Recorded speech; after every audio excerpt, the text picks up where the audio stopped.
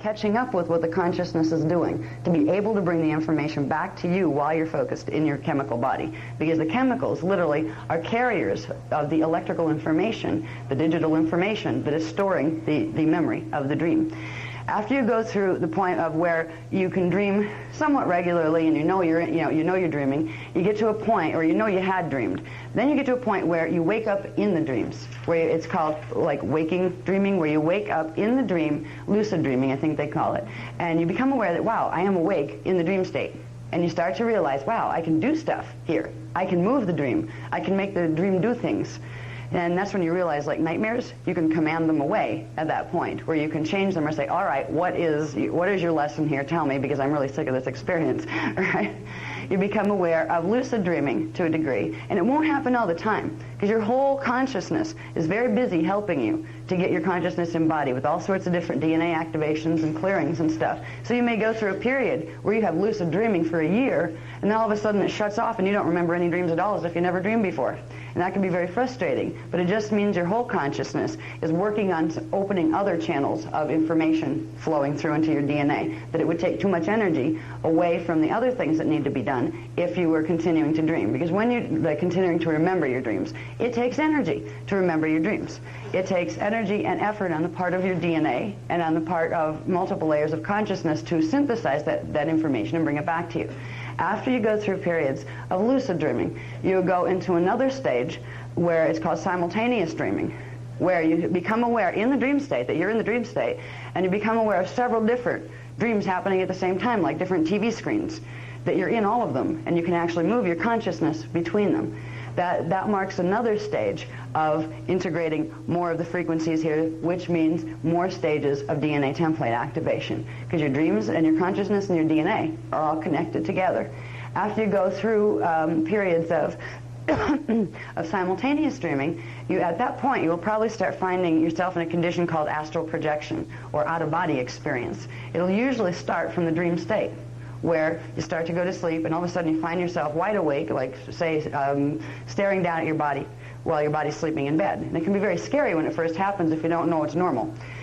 We do this all the time. Our consciousness all the time leaves its association here and moves up to explore and pick up information and energy from the higher levels. That's what we do when we sleep. And then we bring that energy, if not the information, at least the energy, back in to fuel our bodies.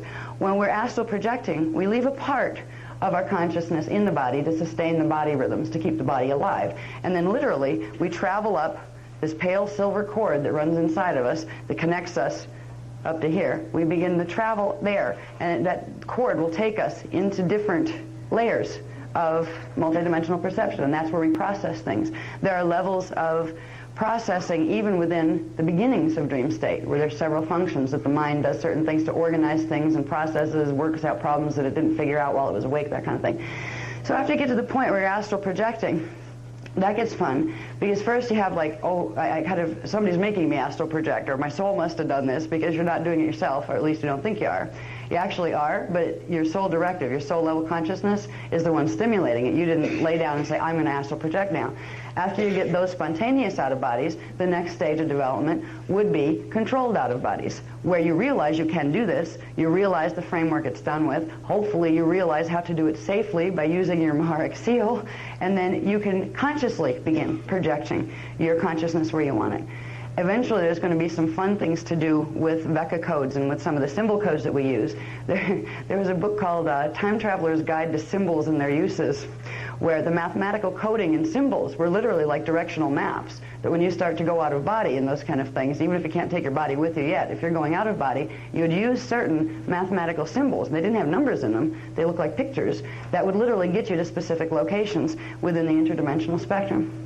Once you get past the point where you're consciously aware that you can control moving your consciousness from one station to another, you can move it out of body, you can move it into body, you start to realize you can also move it into microvision, which means you can look down into, you can literally use your eyes, look at the skin on your hand, and then use your third eye to begin looking down through the skin on your hand into the molecules that hand is made of, into the templates that those molecules are built on.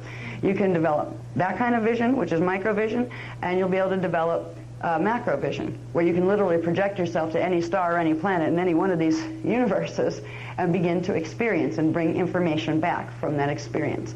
So there's a progressive opening and changing of what it means to perceive as your DNA activates, as you begin to integrate the selves, the portions of your consciousness that are stationed in all of those time cycles. It helps to understand that these are time cycles too, because it's not just ascension is the process, of course, of opening up each one to get where you can expand all the way out, but the ascension process is completely connected to time, to these pulsations of scalar wave patterns, these flashing on and off rhythms that the consciousness, once it's in the matrix, has to be able to circle back out through in order to get back out the way it came. So time and consciousness and DNA are all totally interwoven. We go on to the next one. Okay, this one you've seen before in the Cathara program. This is simply just to remind you of the primal life force currents, the frequencies. These are important because these are like currents of energy.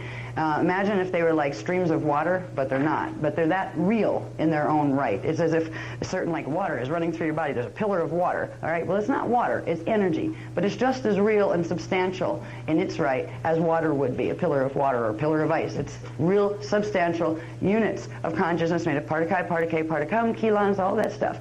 Real energy. All right, this is the primal Kundalini, primal sound fields. Remember, we talked about that. This energy is consciousness. These are the yanas collectives here. Literally, Source breathes through itself through the yanas breathes themselves through the Brahma Rishi, they breathe themselves through the Christos, they breathe themselves into the oversoul levels and down to the soul levels and down to here. There's this breathing rhythm of conscious energy. When we are running things like our own Maharic seal, we are doing a co-creation. We are not ordering something from the ego level. We are using our egos to say, I would like to participate co-creatively in this process of the divine dance. So your other levels of consciousness participate with you as you from this level give the command to bring the frequencies from your Maharic frequency down. Your avatar level of self is like, yes, finally, they're waking up enough to be able to do this. Because part of the co-creation is being able to create from all of these levels consciously and simultaneously, where you can access this level of consciousness while in this body with no problem. You wouldn't want to keep it turned on all the time, because it's actually a waste of energy. You would keep on as much of the consciousness as you needed in any given moment. But if you needed to be an avatar right now, and you needed that full awareness, you'd simply be able to command it to be so from here, and you would fully bring yourself into focus and embodiment here. Now, when you bring yourself down here, when you're bringing part of your consciousness from your avatar level down here, you are not depleting this level. You're literally running primal life force current through that level and bringing a part of your consciousness with it, but the rest is staying here, so you're not depleting this level in order to fill this level.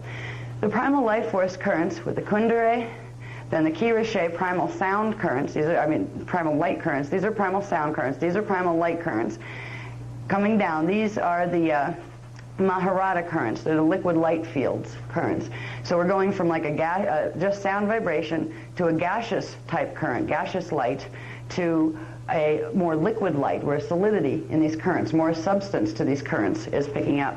Then we get into what's called the Antankarana pillar. The Antankarana pillar is 9-dimensional. It goes from D1, dimension 1, up to dimension 9 frequency, and that's the pillar of the Kundalini energies. The universe has them, and every body that exists on a planet in the universe has them. So you have you have universal Kundalini, you have planetary Kundalini, you have personal Kundalini.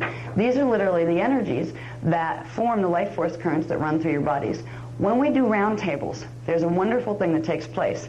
Now, when we just do things like salutations, which are one of the exercises we did in Cathara, and we will do it here too, when we do salutations, we're activating these frequencies and a little bit of these, and we're beginning to bring some of these frequencies down into the body.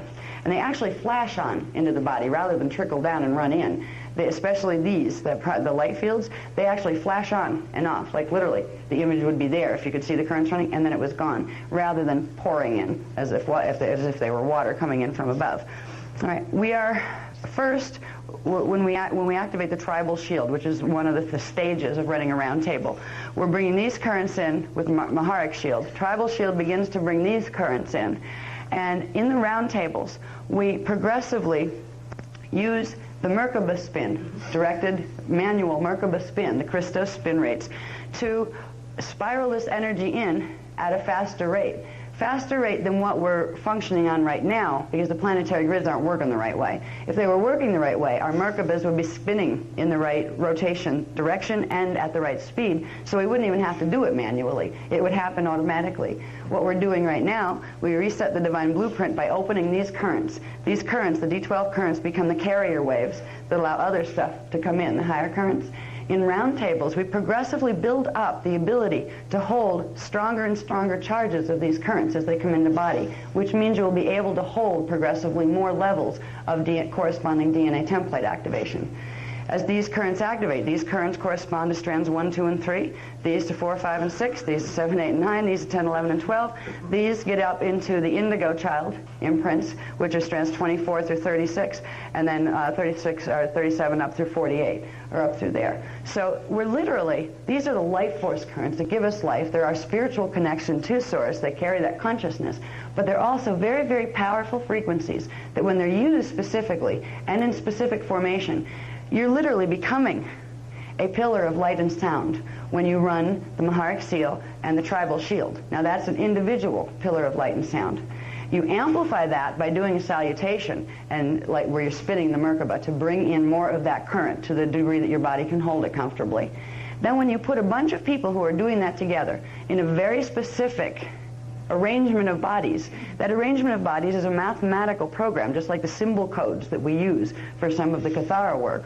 This particular configuration of how the bodies stand, if you draw it on a piece of paper, it is a symbol. When you put living bodies who are living pillars of light and sound in those positions, they begin to interact geometrically. The frequencies that they're running begin to amplify, so it amplifies for everybody in the group, and it creates extremely powerful bursts of primal life force currents running into the planetary grids.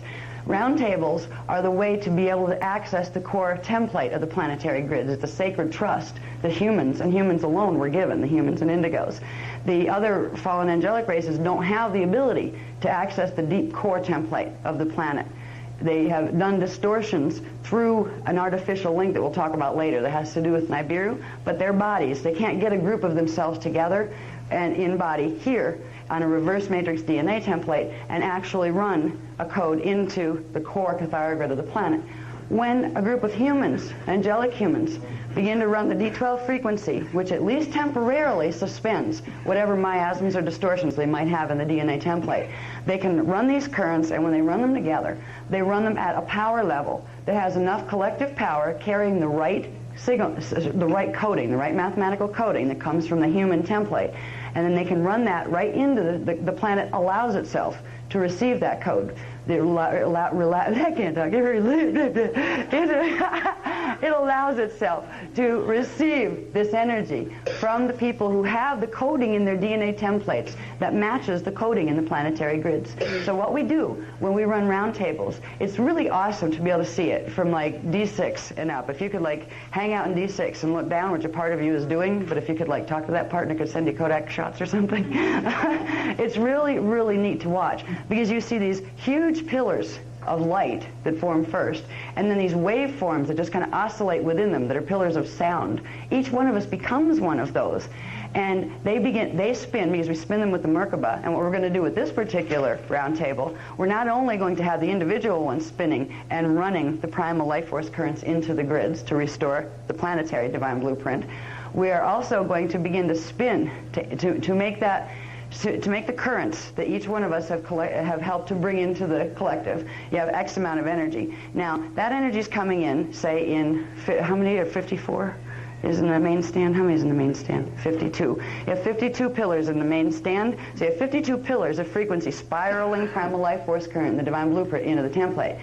What we're going to do this time is we're going to have 2 rounds of people around the outside as well. So once everybody anchors all of their pillars, and they're little spinning pillars. You can see the energy spinning from the higher dimensions. It actually looks like this, like pillars that just stand in place, but standing columns of sound and light.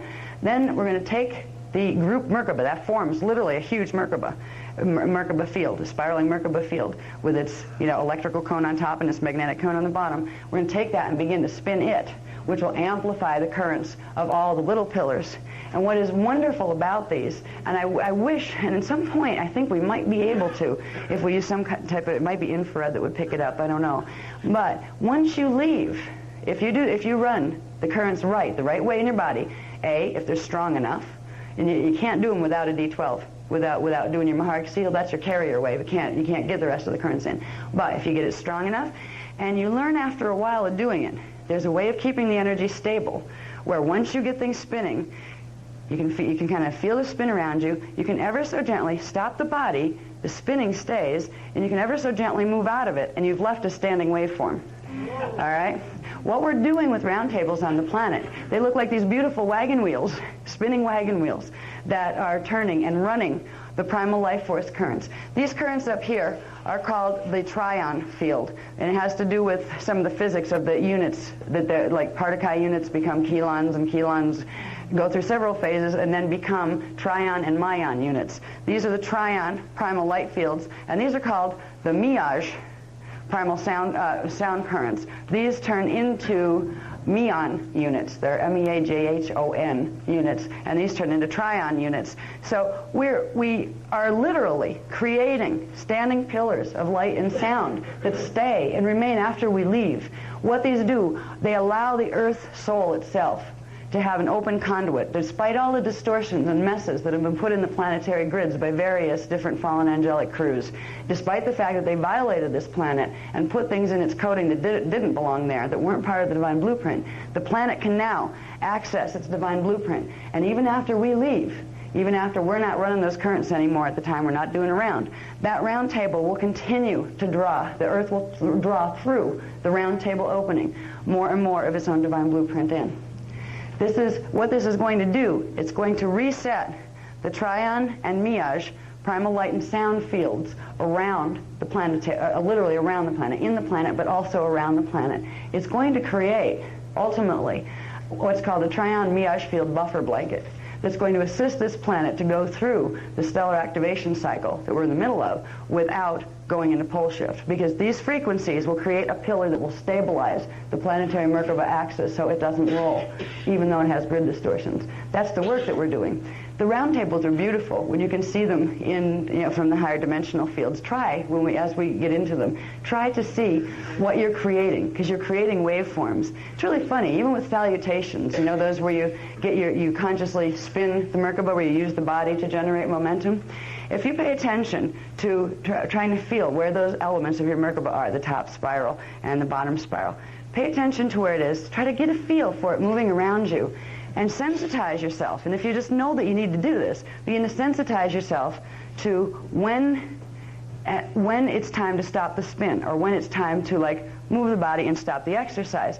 If you are doing your, say, a salutation, just as the Merkaba spin thing, if you're doing that and you're using a certain rhythm, and then you stop, and then you start again, whatever you started to create before, the spin rate you created before, was starting to build an energy pillar. When you stop abruptly, it goes crash, and it's literally like dropping a pancake of energy. You were creating a pillar of energy, but you pulled its foundations out too fast. It didn't get up to a right spin rate, so it literally flops down and crashes into the grids, into the earth grids, like a pancake of energy. We are creating forms when we do these movements, when we are running Maharata current, when we are running Kirshen Kundere, when we're doing salutations, when we're doing roundtables. We're creating energy forms. When we are doing sound, this is a big one, because if I ever saw energy pancakes hitting the ground, it was like a breakfast fiasco at most roundtables, because there's a level, it takes some practice. There's a level of the sound. The sound is an amplifier. When you first start in a spin, for even the salutation exercise, you start the spin slow, and you start the tones low. And then you pick up spin rate, and the tones get louder, and they get louder. And then if you happen to stop them there, you've built this, and it goes whack. If you don't ever so carefully spiral yourself back out, get the tones down low, there'll be a point where then you could literally move, and you've left a standing form of sound. Each one of the songs that we use, the sons, P-S-O-N-N-S, each one of those creates a very specific multidimensional, not just three-dimensional, energy form, that the form collapses if we stop the tones too abruptly, or don't get enough tones in. If you're just going, yeah, you'll get this little weak form is generated. But if you build it from that and then bring it up, pick up the pace, you'll notice that the volume of the voice increases. You'll also notice that how rapidly you sing the same line increases, because you're starting small and you're building the form, and you're building it up and building it up. You get to a certain level, and you can feel there's a level. And then from there, you almost kind of have to stay and then very carefully bring it back down just a little, and you still left that. It's almost like a plate on the end of one of these things. You know how the circus performers could spin plates on the end of rods like this? Well, you're like trying to spin this energy field and then take the rod out from under it where it doesn't fall down.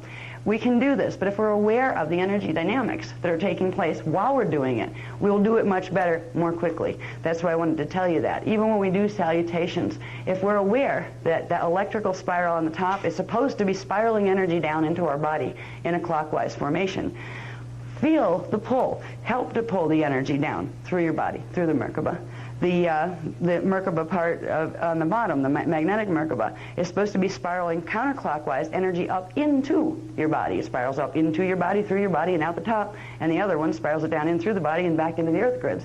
So if we can become aware that we're not just using our imagination to go through the motions of using sound and using light and using symbols and running currents, that there is a feel to this that you will begin to, if you work with the exercises and pay attention to, okay, I'm creating a form here.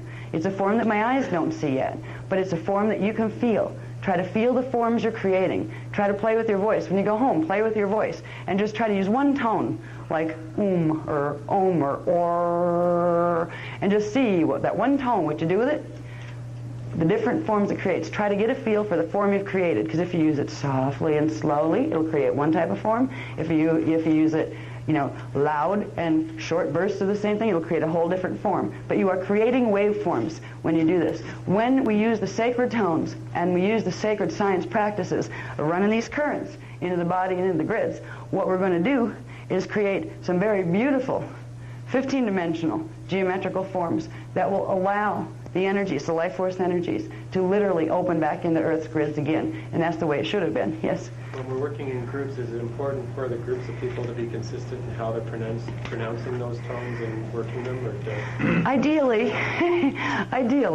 yeah, we haven't reached that level of excellence yet in doing rounds, because usually rounds are done like this. A group that hasn't done a round gets together, learns what a round is, and then thank God we have the master of the rounds here. He figures out how to get everybody. I brought it down and put it on paper, but Az is the one who was able to take it off that paper and actually get that many bodies standing where they're supposed to be, doing what they're supposed to be doing. So when, wait a minute, excuse me. What? I just got incoming again. I hate when they do that. All right. I'm being told that I need to move fast, okay, because we need to get to a certain point. Sometimes when I get on a tangent, I will get interrupted briefly. All right, I'll introduce you. Yeah. And being with the tone, yeah, and building the tone is slightly more informed than how consistently the group is sounding and thrown together. Okay, those things are much more important. Yeah, this one, the interruption would like you to know, yes, it would like you to know that the presence is here. It's not a channel, it's not over here, it's hanging out in my mentor space, and anybody that's had the Kathara class knows that's the space that we create over here to receive interdimensional contact, so it's not in our body. Ma'a is one of the Iani Grail lines that works with us. Yeah, in fact, he's one of the ones that first gave the information on the round tables that allowed the translations from the plates to come through on the rounds. And usually doesn't do this. He would like you to be aware that the person named Ma'a is with us. Now, Ma'ahuate is his whole name. That's an Iani name it's in Anahazi language, but we call him Ma'a for short.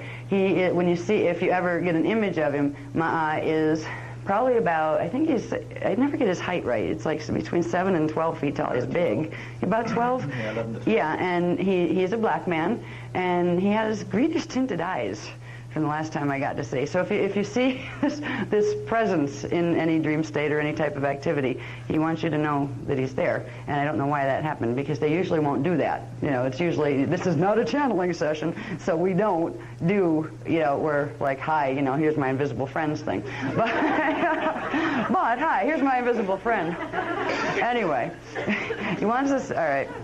Okay, he wants us to get moving with this. Yeah, all right. All right.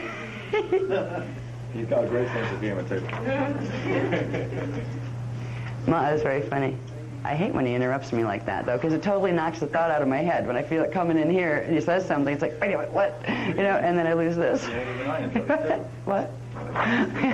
All right. When we are running rounds, or when we are running the Kirishe, Kundalini, and Maharata currents in our bodies, this is the internal Kathara grid that we talk about in the Kathara class. That's our core template.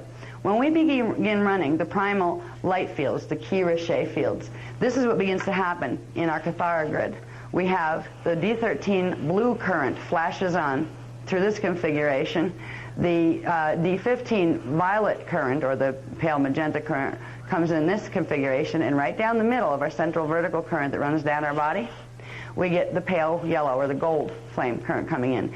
This whole thing would literally, when we are doing the exercises to activate the Kirishe and the Kundalini, which is the primal sound fields that you don't see, this image is flashing on inside of the body in nanosecond bursts. It's like the whole thing flashes on. The currents don't run down. They literally flash on in that image and then turn back off again and flash back on, feeding frequency into your body, which you in turn, you know, feed into your pillar. And when you do rounds, you spiral it into the earth so that you're giving the gift to the earth. So this is what's taking place with the Kathara grid. This takes place on the planetary level as well, when the stargates open. Those same frequencies, if the stargates open all the way up to, like the 12th stargate open, and then the universal 13, 14, and 15 star to open, it would literally demanifest everything in the universe by flashing so much of this energy on that it would literally blow everything back into the expansion level, which is the gaseous light level of the primal light fields. What's really happening, and it's kind of, we talked about it in Kathara a little bit, we talked about flash line sequences and how the scalar wave templates that we're talking about, all these scalar wave templates flash off and on, where we are literally disappearing and reappearing in between the moments of our perceived time. Our hologram is continually flashing off and on, which means in the breathing rhythm of Source, all of this in manifestation, the whole 15-dimensional time matrix, literally flashes off as Source, let's say, inhales, and then flashes back on with the exhale. It's the influx, the in and out of the currents, the primal life force currents, as they flow into the pattern of the hologram and then back out again. We literally flash on and off between the moments of our perceived time. So it's not as if it's been a long time since we ascended. In a certain way, we're actually ascending between every moment, between every breath. But to be able to take the rest of us with us, where once we flash back on, we remember that process, that's what happens when we progressively integrate and activate DNA, where we begin to be more aware of where we go when we flash off in the hologram. Okay. Now, where we're going to go now? Okay, what page is that? Consider skipping these slides because they're all Kathara. You see? Yeah, but some of them maybe. I think you might probably want to go there. Where's the Merkaba ones? The Merkaba one's next, after the indigo. Okay, I don't know that one. This one, yeah. Actually, let's do this one first, and then that new one. Okay, all right. Page 139A should go after this one. One of these two? Yeah. All right. So, which is, tell me now. Which is the next one? 139A. Right, okay. Okay?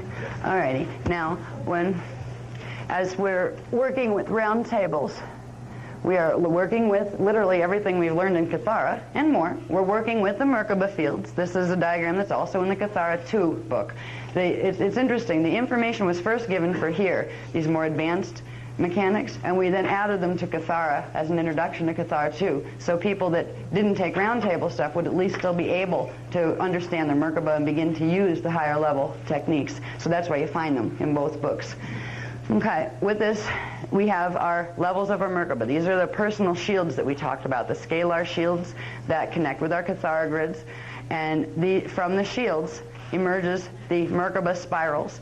We have the Quatra the Halaquatra and Mahanta phase, and then finally the Rahanta phase Merkaba vehicles. These would be the different levels of each of the Merkabas, and one would go this way and the other matching one would come this way. There's an easier way to see what this is saying. This is just to show the connection between the Merkaba spirals coming down and up and the shields that activate in the body with activation of the DNA.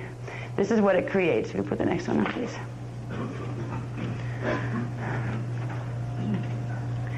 Okay, it's the phases of Merkaba development. When we are not doing anything with our Merkabas, what we have is a bottom Merkaba, that's the magnetic Merkaba down here, that's called the Nethra phase. We also have an electrical Merkaba that is connected to harmonic universe 2 or density 2, or our soul level Merkaba. These are called harmonic Merkabas. There are tiny little Merkabas that exist for each dimensional level.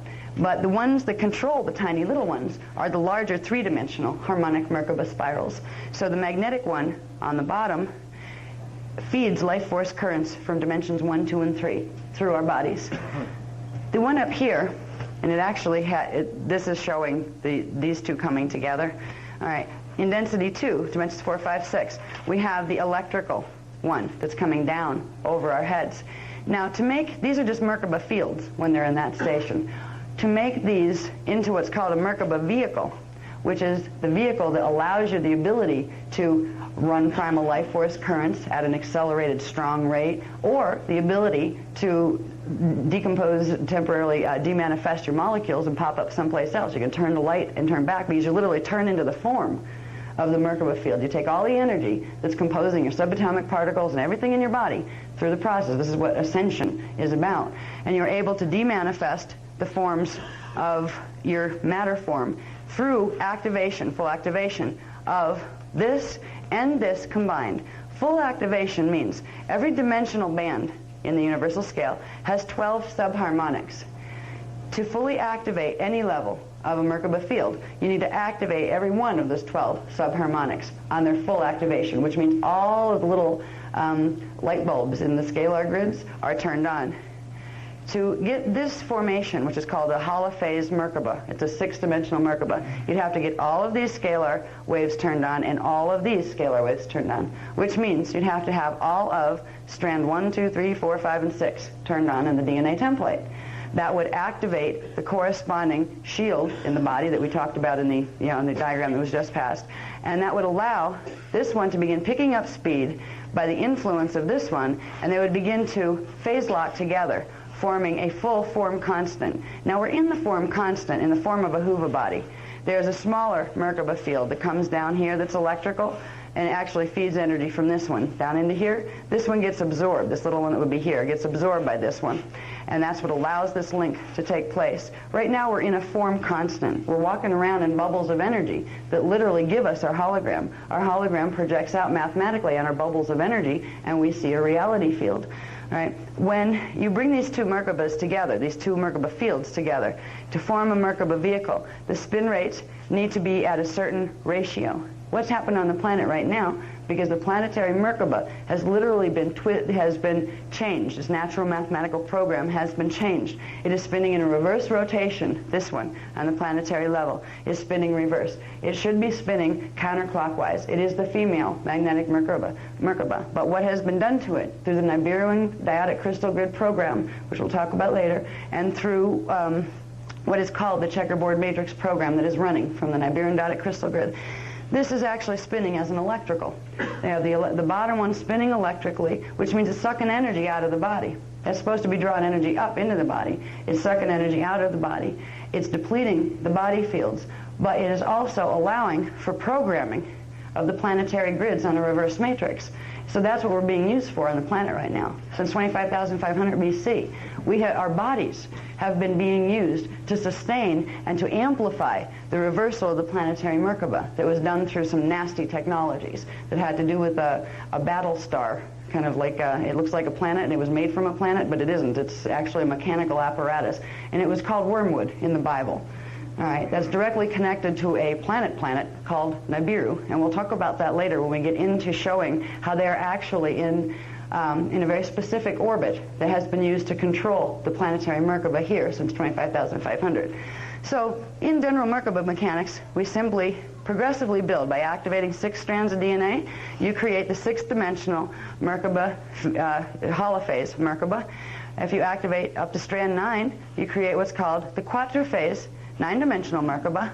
The Christos Merkaba, the Mahanta phase Merkaba here, would be activation of strands 10, 11, and 12. And then the Rahanta phase Merkaba, which is up there a bit. Excuse me. This one. Okay? That would be the 15-dimensional Merkaba. That one would mean you would have to have indigo strands to be able to fully activate that.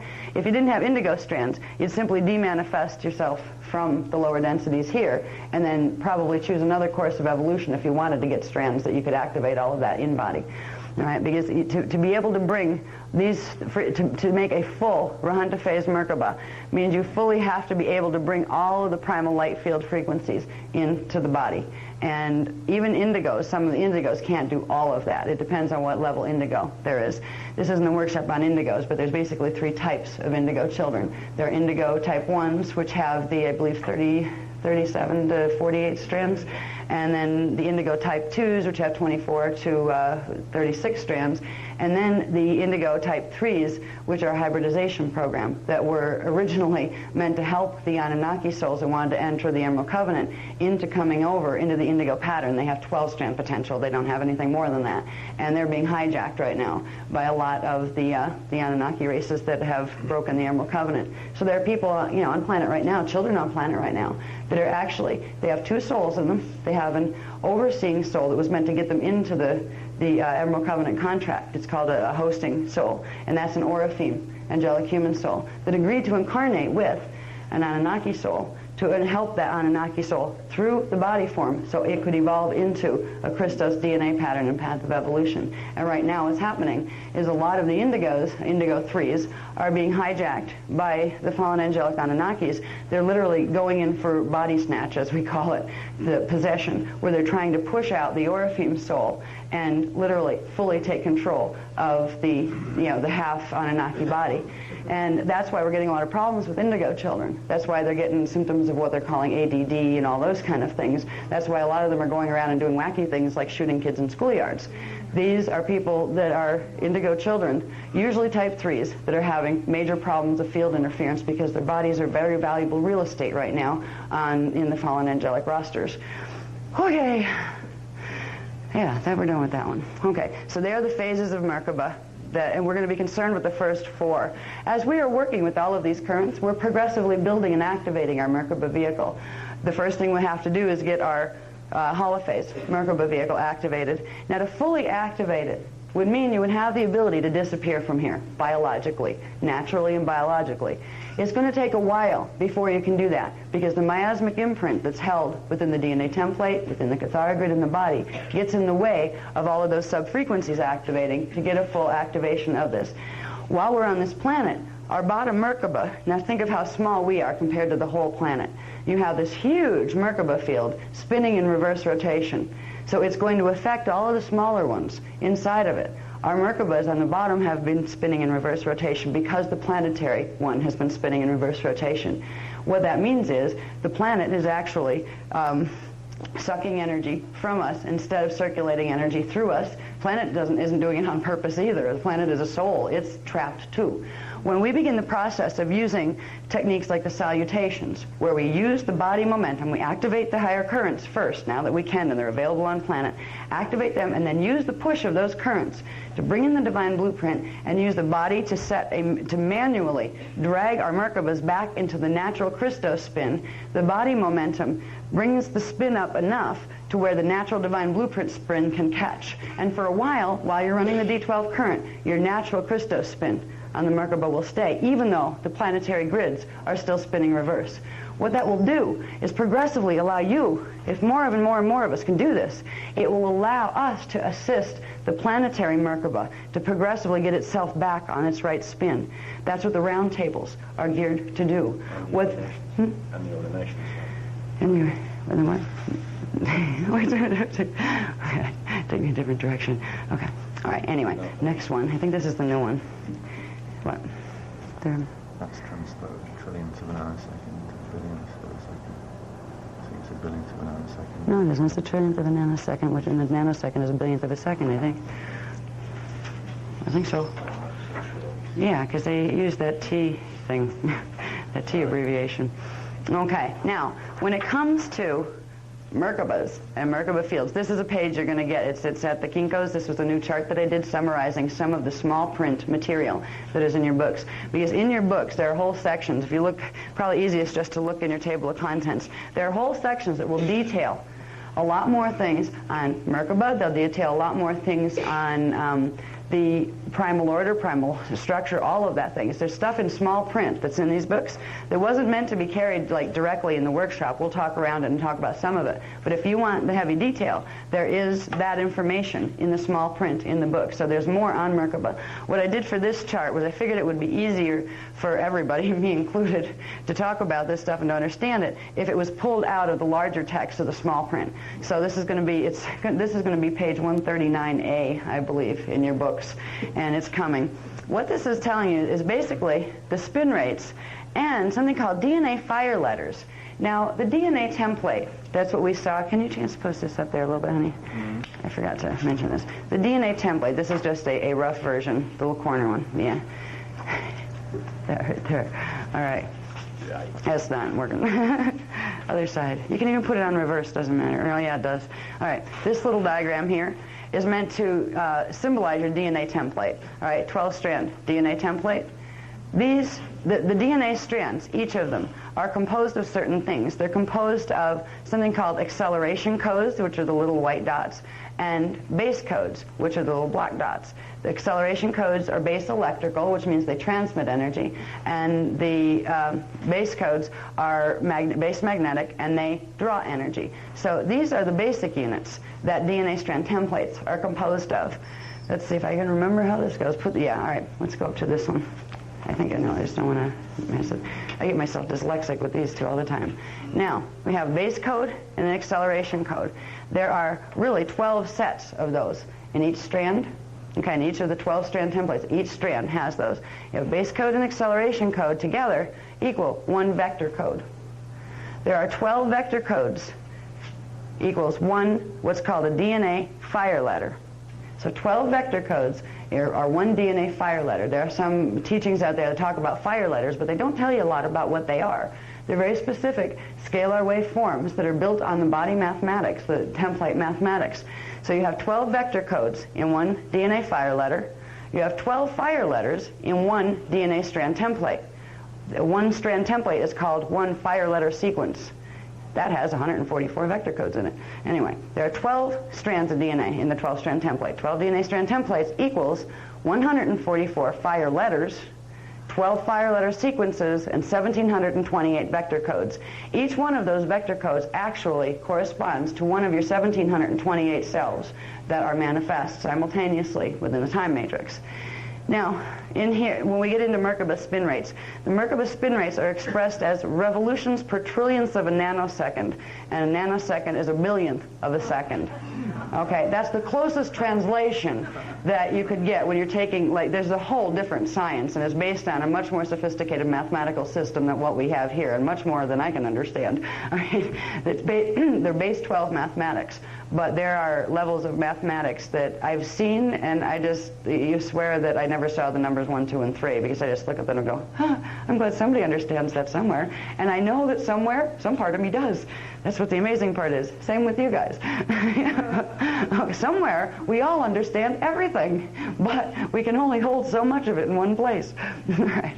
Now, polarity and spin orientation refers to, when you see these, we have these things here, these little notations here. M/CCW equals base magnetic. It equals a negative electrical charge. It's made of muon and particum units, particles, okay, or microparticles. It's a counterclockwise rotation. It's the female and the bottom one, okay. Now E/CW equals base electrical, equals positive electrical charge, equals dion particule unit composition. Clockwise rotation, male top. That's the energy feeding in this way, and the other one is pulling energy through this way. All right, the magnetic. Now, the Merkaba phases are here, the main four that we're going to be working with: Nethra, Hala, Quatra, and Mahanta. Okay, densities and dimensions. We know all this already. Density 1, dimension 1, 2, 3 is Nether-phase. Now, the organic spin rate, the Christus spin rate, the natural spin rate for the Nether-phase Merkaba is 11 2/3 magnetic counterclockwise. It's magnetic counterclockwise because the Nether-phase one is the one, the magnetic bottom part. All right, now, this corresponds to fire letters 1 through 36 in strands 1, 2, and 3 of the DNA template. So here's where you get the fire letter translations. You have 144 total fire letters. Remember, fire letters are up here, DNA fire letters. Okay? One DNA fire letter equals 12 vector codes. 144 fire letters equal 12 strands of DNA. So as you're activating the DNA strands, what you're doing is activating the fire letters, which means you're activating the vector codes, which are the codes that open the windows between you and the other space-time frames where you have the other parts of yourself. In this process, you progressively build the corresponding levels of the Merkaba vehicle. This is a Merkaba field until it's combined with the next one, with the electrical one from density 2, and that becomes a Merkaba vehicle, which means when these are activated, these are where you become to have the ability to transmutate your cellular structure into ascension or time travel, which is called wave riding, where you literally get to turn yourself into a wave of light, move through thought projection, and pop up someplace else and remanifest. That is a thing we used to all be able to do, and we did it all the time. It's been so long since our race has been able to do that it seems like science fiction, but it is a potential that we're working toward getting back, and we have to heal our bodies in order to do it. Okay, we're healing our bodies through use of resetting the divine blueprint, D12 frequency. This is why I've heard people say to me, I don't need a Maharic seal. It's like, great, stay here forever then. You want to stay on this planet forever? Fine. You don't want to clear the distortions in your DNA template that are stopping you from integrating your higher levels of consciousness and stopping you from taking your body through stargates and from experiencing ascension. You don't need that, I guess. Okay, fine. Nobody's going to force it on you. You don't need to get in touch with your own avatar, is what that means when somebody says that. And and that was after a whole workshop where everybody else in the workshop understood why Maharic Seal was important. It is the carrier wave that allows all of this to activate and all of this to happen on its original divine blueprint and allows you to access the highest frequencies in the universe and your greatest, most strongest connection to Source. Most people wouldn't want to throw that away too easily. The person who had said that to me, you never guess what teaching she was a part of. Bless her. Archangel Michael teachings. Yeah, this is some of the things that I get frustrated about.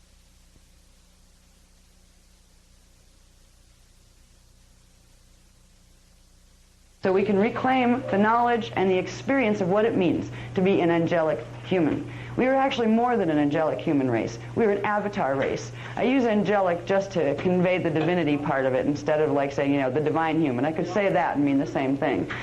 So here, it just shows you the breakdown of what fire letters. If you start at strand 1, the first fire letter would be number 1, like the first set of codes would be number 1. Each strand has one DNA strand template is 12 fire letters. So each strand has 12 fire letters. Start with number 1, and I believe they start from the inside out. Start with number 1. Then go 1 through 36 would take you up to 3 strands. All right, 12 in each strand. And all the way up to the primary 144th. It would be full 12-strand activation. Do that, you got that, Merkaba. The Mahanta-phase Merkaba. So there's the connections between DNA fire letters. When we deal with tribal shield, we are beginning the process of activating DNA fire letters, not only in our own template, which is these are the outer levels of the template, these fire letters. Beneath those, there's something called flame codes. The flame codes are what correspond to the tribal shield, to our species imprint, and that has the ability to run even more frequency than just our own personal templates. And when we work with tribal shield activation, that technique, we are bringing in the beginnings of the Kirashe primal light and sound fields, Kirashe and Kundalini. Okay, I need a drink. Am I talking fast, or is it just my brain moving slow? I'm not sure. What corresponds to the tribal shield? The flame? Flame codes. They're called flame codes. And they too are composed of fire letters, but they're more complex fire letters that allow more frequency to come through when they're activated. Okay, what do I have next? The rounds now, you're going to spend any more time on that? Yeah, excited to see. Yeah, I wanted to cover the genetic ascendancy a bit, yeah, because this leads right into tribal shield when we get to there. Yeah. Okay. Now, I'm just going to talk for a minute about the genetic ascendancy of the angelic human lineage. This is really our descendancy, ascendancy, whichever way you're looking. This is where we came out of and what we're evolving back into, technically speaking. We started with the Brenau founders races, the Emerald, Gold, and Amethyst Order Brenau, Emerald Order Elohai Elohim, Gold Order Seraphai Seraphim, and Amethyst Order Brahmarama in density 5. That part of ourselves came in 950 billion years ago in terms of the vibrational rhythms of time. It's linear translation. All right. From there, we came into the Anahazi form, which was the Elohai Elohim, feline hominid Emerald Order form. All right. We were big kitties, for a while, literally. And it's really funny. I have a white Persian at home, and it was really, we were brought together in a very special way, and we knew we needed each other just because we were reflecting something back to each other. She was exactly what I looked like when I was up in these spaces, but I was made out of liquid light. I was like pale silver white kitty. And there's a section in, I think, where did it end up? Did it end up in Voyagers 2? The section that talked about the what the founders' races looked like and what the Orifim looked like, that ended up in Voyagers 2, second edition? Yeah. Okay. Yeah, so there's some information that was given on it that's very fascinating. It talks about what some of the levels of our self-expression up in these dimensions looks like. And it talks about the Orifim humans and the different types of them that there were. Some were more hominid, some were more feline, and the hominid ones tended to have the larger eyes, more slanted eyes like kitties. Some had fur, some had no fur. I mean, there's a lot of, there's an original form, and then a lot of different forms came out of that. All right, now, okay, this was also in the same time frame as this. The Brenau founders races, we came in as that, and then we took on the form, the human ones, the ones that became human souls here, took on the form of the Anahazi, feline hominids. And then from there was the co-joining. There was the Azarites, where you had all three of these groups getting together to form the Azarite form. And the Azarite form was a 48-strand DNA template, angelic hominid. They were blue-skinned, feline, avian, cetacean hominid. They had Anahazi, which was a feline hominid, Elohai Elohim. They had Ceres, avian hominid from the Seraphim matrix, and the Innu, which were the cetacean Brahmarama amethyst order. So these were a combination of all of those. They were in densities 1 through 4, dimensions 1 through 12. So they were literally all through the dimensional scale. They were they were seated in the pre-matter, etheric matter, semi-etheric matter, and physical matter form all at the same time, 250 billion years ago. And they were seated at all universal Stargate locations. Earth, the reason Earth has been a big part of this the whole time, is Earth is the location of universal Stargate number 3.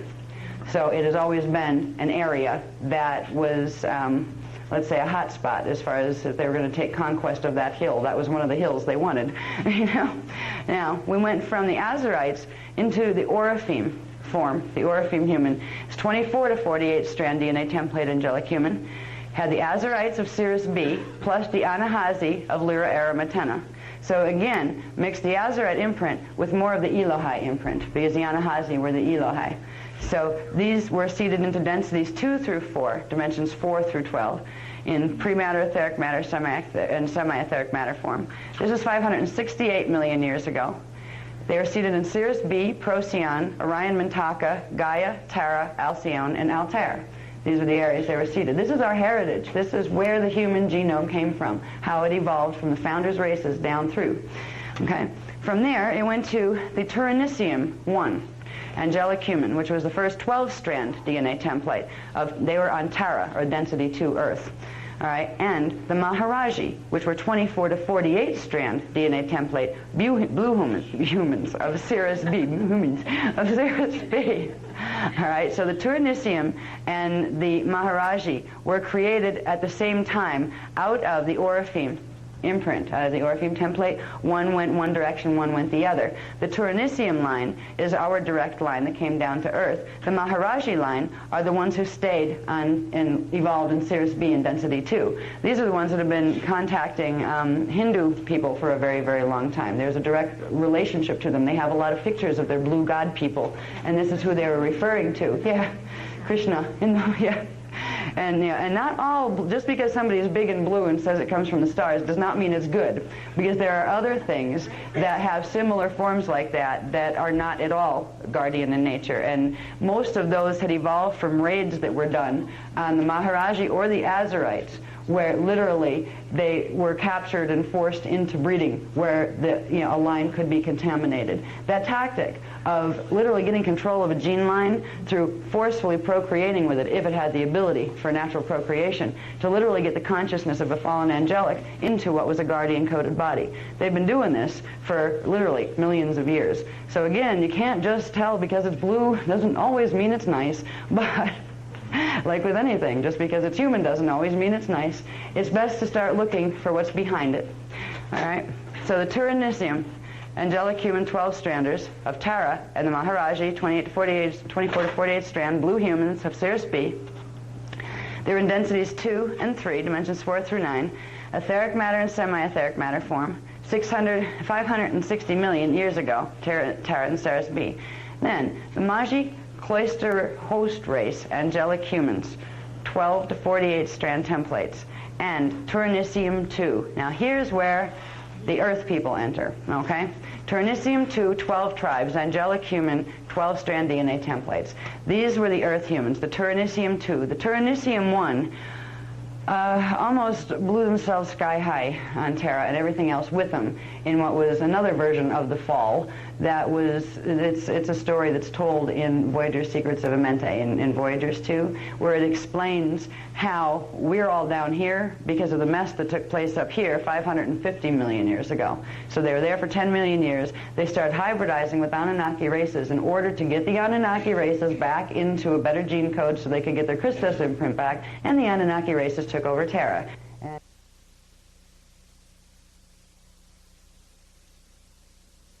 Where they open into Earth. These zones, they're called Miage zones, are beginning to open in 2002, where there's going to be some, let's say, visitors coming. And the visitors are us from back then, from that time cycle. We're going to visit ourselves. This is where simultaneous time used to be a riot, because you realize, well, what does that mean? If I moved out of my time space and into, like, where I was, like, like Queen of England or something, I could, like, stand there and look at myself, right? Yes, you could.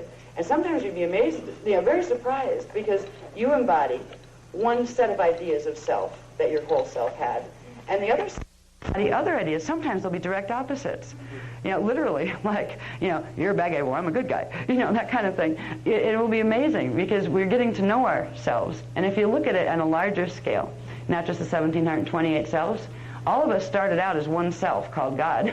Right? We are all God. So when we're looking at each other, we are really just exploring and learning about different parts of our own self, just like we would if we were going to meet our incarnation from the last life and stand there and shake hands. And we would seem as independent yet the same as it's that. When our relationship with God is very similar to our relationship there. And our relationship with each other is like that too. We are all faces of God looking at itself going, hi, who are you? So anyway, these become significant. The rounds become significant because these are other time vectors. When these particular race lines, and that even on this chart, the DNA coding is listed, like how many strands they have and what strand coding they have, so what stargates they're actually coded to, what grids they're coded to. That's not important to know to run rounds. It's just like more of that wonderful detail that the CDD plates are so great at providing. All right, so we have this group of races. They're the Mua, the Yu, the the Brenawa, and the Rama. Out of those races that were the Breatharian races came the next wave, or the next round. Now again, they were seeded simultaneously, but these guys had to be put in that other matrix because the D12 frequency was no longer available here. These guys were called the Urtite Cloister races. The word Palladia was dropped from their Urtite Cloister. You had the Uniseti, the Melchizedek, the Hybiru, the Brenawa, and the Urantian, or Urantrian is what it was called. And there's a distortion. The Urantia is not the same thing as the Urantrian. The Urantrian is the name of one of the race lines of the human genetic line. The Urantia are an Illuminati group of Jehovah and Anunnaki hybrids that had taken over a certain part of the Urantria race line. All right, just so you know where that book fits. Nothing against the writers. But, okay, so here, this was 208,000 100 BC to 75,000 BC. These guys are in their time vector there in round 2.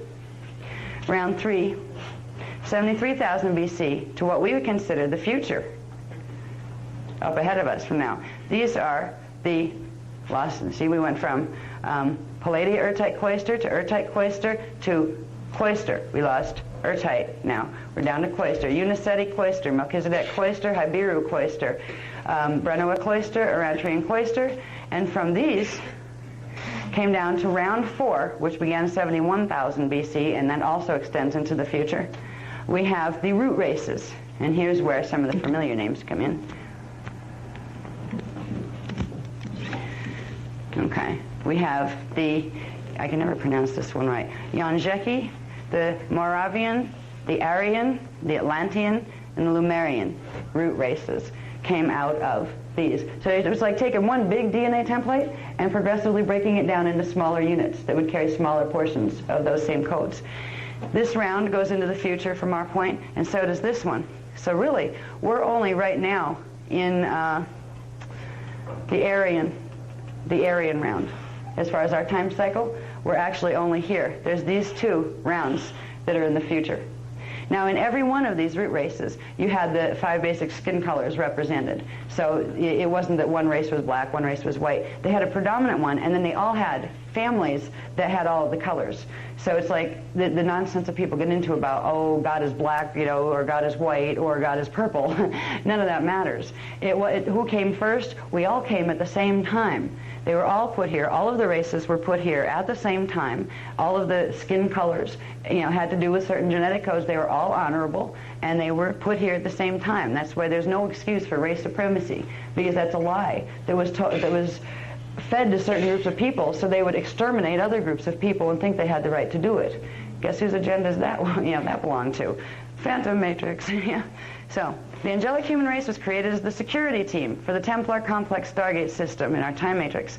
The DNA templates of each race line carry portions of the DNA signet codes, or fire letter sequences, that correspond to the 12 primary Stargates on the regional, planetary, galactic, and universal levels. So we carry in our DNA the Stargate codes, the mathematical programs that when you run primal current through them, they will open or close or direct the function of the Stargates. We were given that because we were the keepers of the gates. We were the ones entrusted to protect them. All right, the DNA signet codes are flame codes, denoting the specific primary frequency spectra of the 3 primal creation currents, the blue, the gold, or the violet, that are carried in the DNA template. If you look back up at the top here, you can see these guys are the blue flamers. These guys carry the gold flame, predominant gold flame. These guys carry predominant violet. These guys carry the combinations.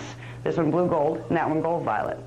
So literally, the coding, the mathematical coding in the DNA template that goes with each of the frequencies of the primal, life force currents in the 15-dimensional spectrum, as they exist with the mathematical coding of Earth's divine blueprint, are literally carried in our DNA. It was given to us so we could activate that DNA to reset that mathematical program in the planetary grids to get the planet back into its divine blueprint. That was the Christos mission. That is the planetary Christos realignment mission. And that's what humans were put down here for. Okay. Now we're getting into round tables. Earth's planetary Christos divine blueprint. A planetary 12 cycle. Okay, there's information that, I'm getting this feeling to not go into this yet on this part. I'll go into this, but there's part on the 12 cycles. There's a whole section in the book. Let me see what pages it's on, that talks about the incarnational 12 cycles. And your 2 12 cycles, can you find the page? Could you find that on there where it talks about the 2? I think it talks about the 12 cycles, planetary 12 cycles. I don't know where it is. It's somewhere here. Anyway, the 12 cycles are referring to basically this, our trans-time link. Now, while we are doing our roundtables here, when we do roundtable technology, simultaneously there are those other 4 rounds doing their roundtables, connecting with us. Our rounds in this particular diagram, this diagram is used to show several things. It is the planetary Christos divine blueprint, where it shows the divine blueprint. All of it has the 4 rounds: 1, 3, 2, Or, yeah, that's 4. 1, 2, 3, 4. All right, the 4 rounds, they're like the 4 arms of this thing. They represent the 4 different race groups that came in those 4 different time cycles. And when you put them all together and run their DNA, it resets the primal mathematical program of the divine blueprint. So this is an image of the planetary, or a diagram, to show you the planetary Christos divine blueprint. Each one of these corresponds to the primary 12 stargates that are on the universal Cathara grid and the planetary Cathara grid. Each one of these, if you look there, each one of them holds the frequency of one of those gates. Each of these would be a tribe when you get into round tables. Okay? But right now they're each a mathematical pattern that holds the whole 12-dimensional pattern of Earth's divine blueprint in scalar grid mathematical form. This is what we're resetting. This is what round tables, when we get to them, are putting back the mathematics in. It's almost like, you can imagine the template now. It's supposed to look like this, but there's whole areas like missing. Partial circles missing and lines missing and some lines twisted in directions they don't belong in. That's what our blueprint looks like now on the planet because it's been messed with. When we run the frequencies of the divine blueprint into the planet, we're progressively bringing it back to its natural mathematical form.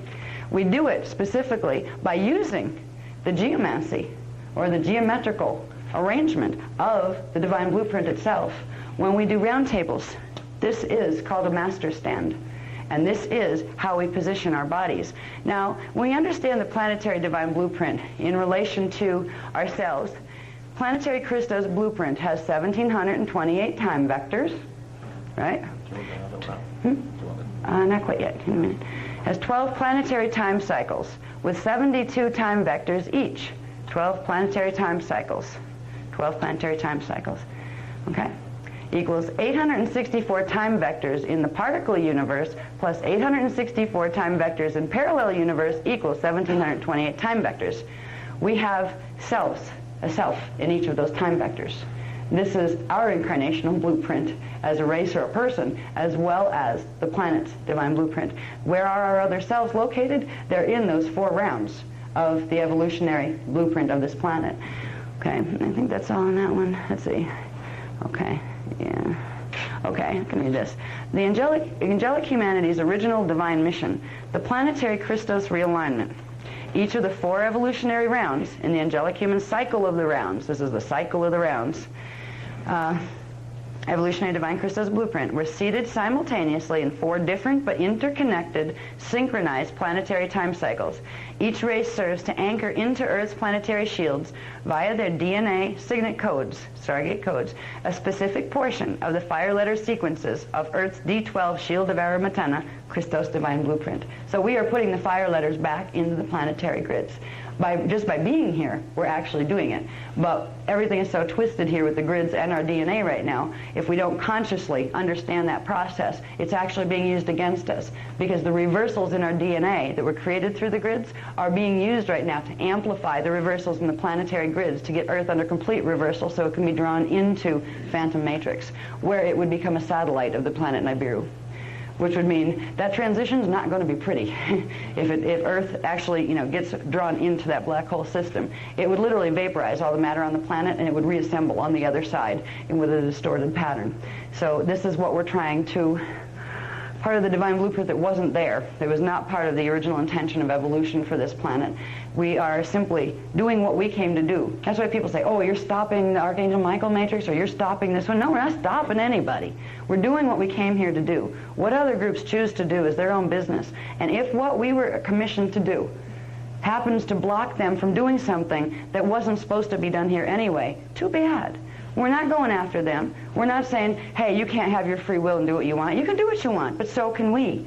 And what we wanted to do as humans was simply do what we came here to do, what we were created to do, reset the divine blueprint. And if you have a problem with that, I'm sorry. And that's really what's going on in the battle right now. We're not taking any stand against anybody. We're simply fulfilling what we came to do in a loving and joyful way. It's the other sides that are choosing to take sides and choosing to say, we are going to try to stop you, which is infringing with the free will of Source and each of us that are trying to work the divine blueprint. So, anyway, I think is it getting near break time? I'm running out of 20 minutes. 20 minutes, good. I don't know if I'm talking fast or I'm just tired today. Now, Tribal Shield species D12 Christos Divine Blueprint. Look familiar? Yes, that's the Tribal Shield as well. That is the mathematical layout. That is the symbol code as well. You have symbols or mathematical programs. Well, this is not just to show you, because eventually this will show you the layouts to use when you do roundtables, but it's also the mathematical program, just like we use the Akasha code and various other symbol codes to activate mathematics in our body. Just by visually looking at this, it begins a process of gentle mathematical activation.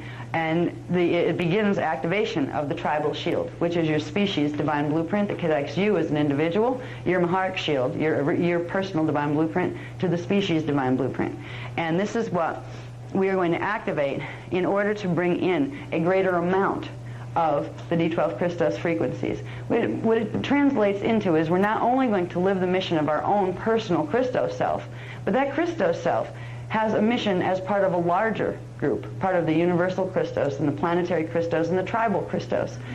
When Divine Blueprint is working, they all connect together and they all work cooperatively together. What you came here to do fits in with what the species came here to do, fits in with what the galaxy is here to do, and that kind of thing. And what we're doing is we're going to activate this, the tribal shield. We use the tribal shield activation technique, which isn't that hard. It's using tones and things. We use that, and what it is doing, it is beginning the activation of the parts of your core DNA template that hold the connections to the other time vectors. So you're going to be able to create a trans-time link. When you use this, when you activate Tribal Shield and then do a round table, you are creating a trans-time, a cross-time link between your time vector and the time vectors of your other selves that exist there. So you're amplifying the heck out of your power, which means you're serving as an avatar in every one of those vectors. You are pulling your power together to be able to anchor as much of yourself as you can. And yourself is frequency, is primal life force, is the D12 and higher current. So we have 216 cells in round one as Palladia Urtite Cloister races in that time frame.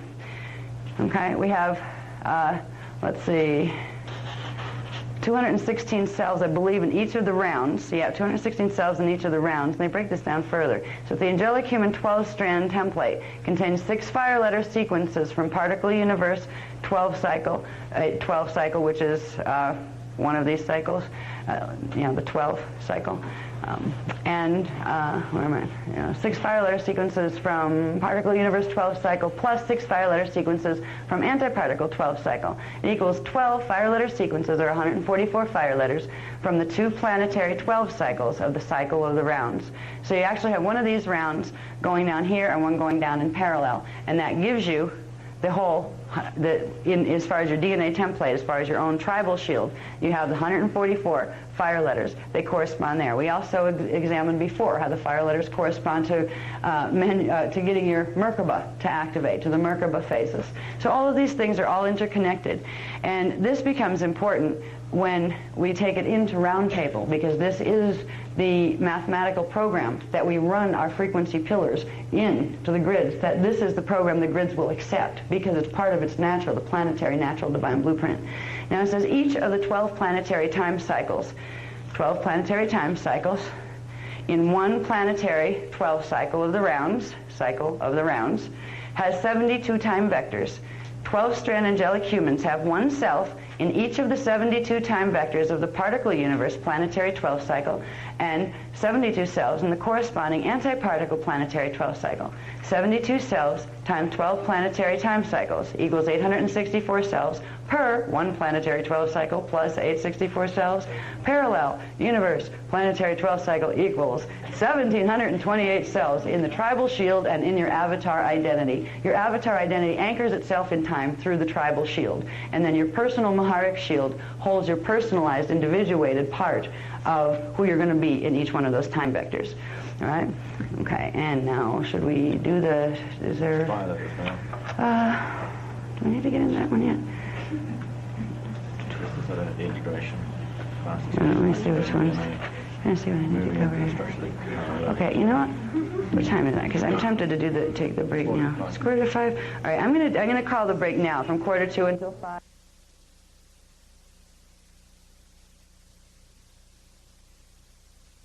has to do with other agendas. Yeah. You know? And a lot of times they're being positioned to try to hold frequency to counteract, you know, what we're trying to do or amplify what they're trying to do instead of, you know, to block the Christos stuff. I don't know about that particular gathering. Okay.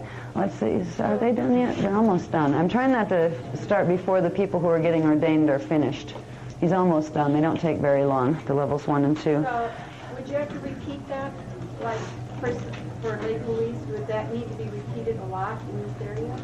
Or is What, doing a round for Lake Louise? Is one big round good, or? One big round carries a lot of power, and I think at some point tomorrow we may show some of the pictures that somebody, I didn't meet the person, but Michael had met the person for an ordination, had brought these wonderful pictures of certain activities, pictures from satellites that were taken with, I guess, infrared, that were, one of them happened to be when we were in Peru doing a major round, sending it to the Grual Point Central Control Grid, which is in Sarasota, Florida. And interestingly, there was this huge burst of light on the same day that we had, you know, we're running the frequency. So I may get into showing, you know, some of that at some point as we go. I gotta see, so I'm gonna go check to see how close they are to being done. Get to that in the Cathara workshop. Yeah, we were spinning at midnight, just trying to get all the technique done. Okay, did you have a question? Yeah. Okay, what's your question? 12 Platonic solids? Yes, they're supposed to be. Don't ask me yet. I don't know what they are. This is new stuff that's just being given, that they're supposed to be 12 Platonic solids, not just 5 Platonic solids. They get into the geometrical relationships of how chelons begin to build up into myons and dions that build up to form like electrons, protons, and things that build the founding, you know, the building blocks of subatomic particles. And that's a whole level that we'll get into. They'll eventually, you know, I'll get the translation off the plates, but right now they haven't gone fully into it, just to mention that they were there. First things. Yeah, first things first. Yeah, really. Your hand was up first.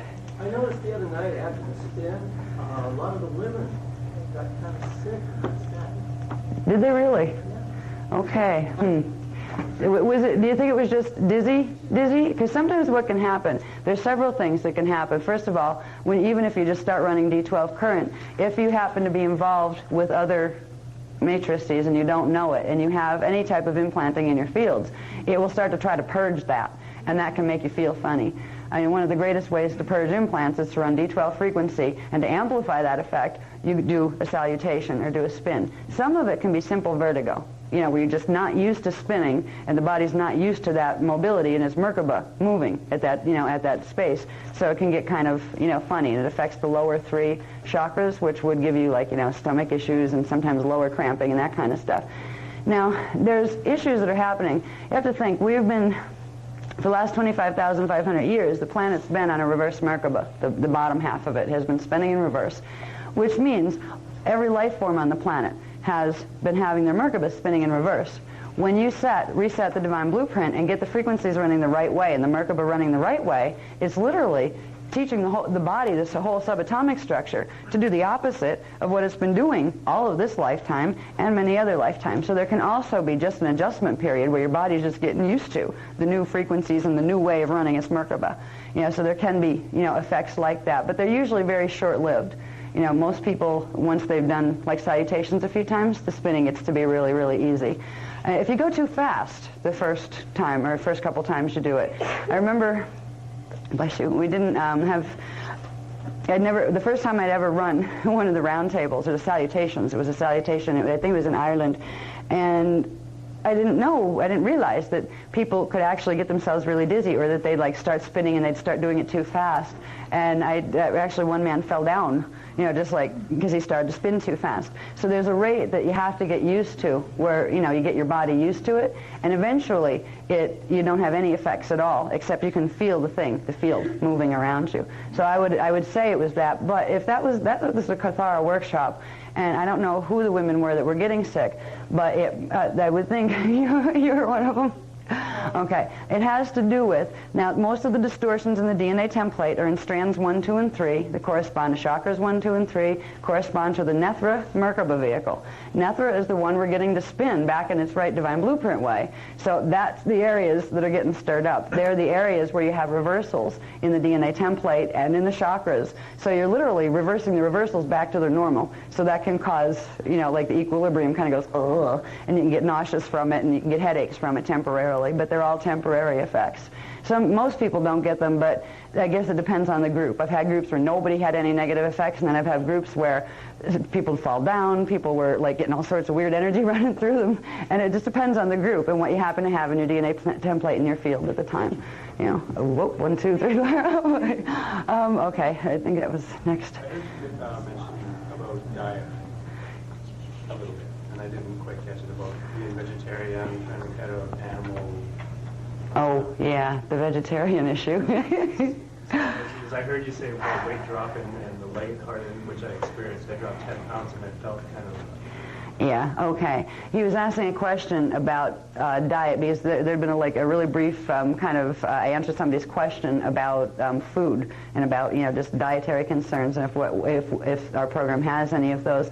And we do have them. They're not even in written form yet because these were the more important things. The core template things have to be fixed first before you're going to make any difference for yourself, on the deepest levels with the diet.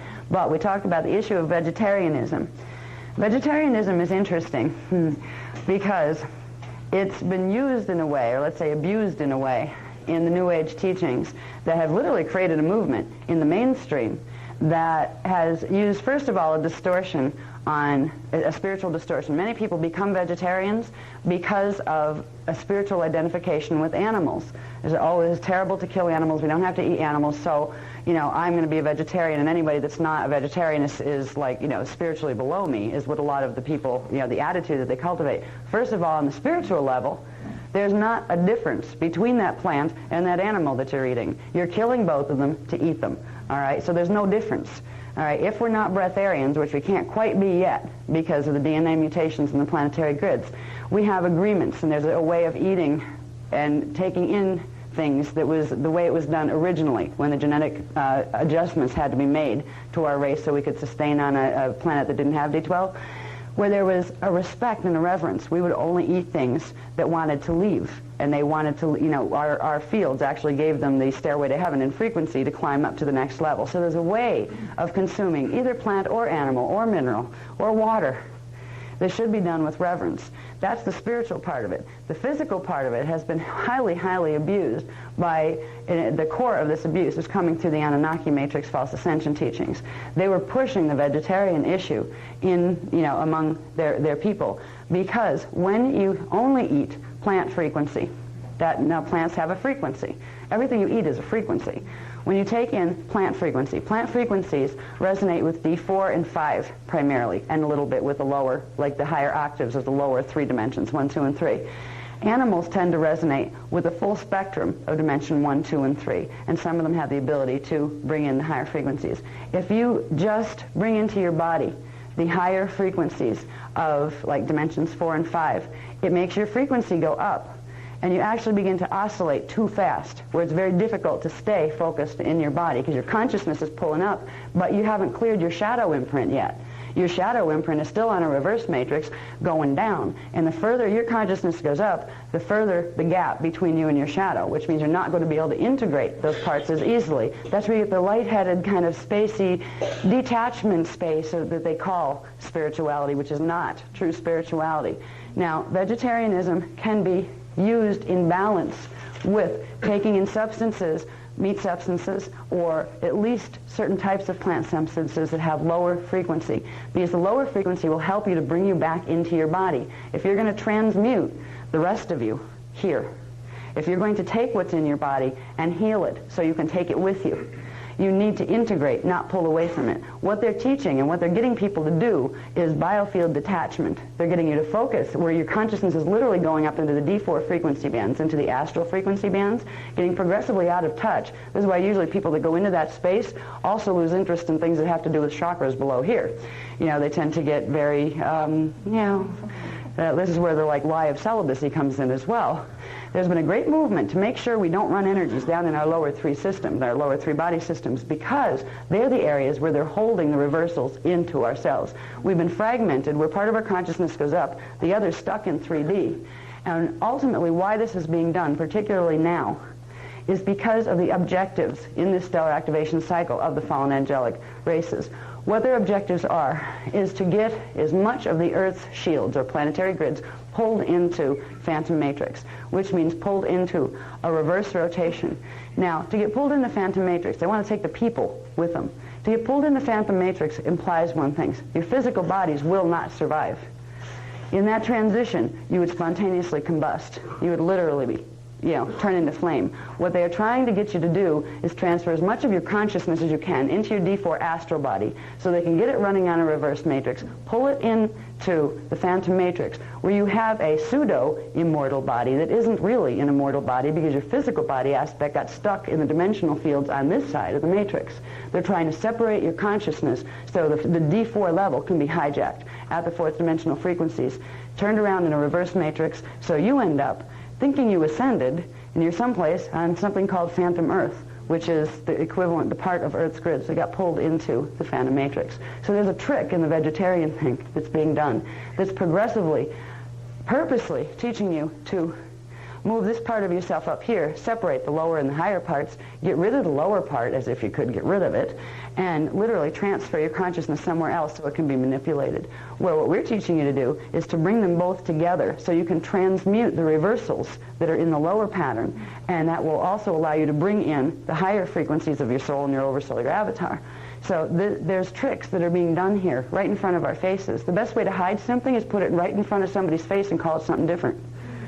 And that's exactly what they're doing. So that was what the discussion, the little bit of a commentary you're overhearing on vegetarianism. What I suggest, there are times, I used to be a vegetarian, and I was thinner when I was a vegetarian, but I would also get in these spaces where, even if I smoked cigarettes, I couldn't smoke enough cigarettes to keep me in body. I'd be driving a car, and I'd find my eyes were looking from the top over the roof. And I'd catch myself, oh my God, as if my head was on top of the roof, outside of the car. And I was literally perceiving from there. And then I kind of go, and try to drag myself back down to body so I didn't crash into something. Because when you go up into the frequency spaces, things down here in lower frequency range start to disappear. And it might be the car in front of you, and you just happen to run into it because you didn't see it there. So I was taught to balance it, where vegetarian for most of the time is good, but I was told for once a week, have at least, if not red meat, at least some kind of chicken or something. But when you're eating, whatever you're eating, bless it.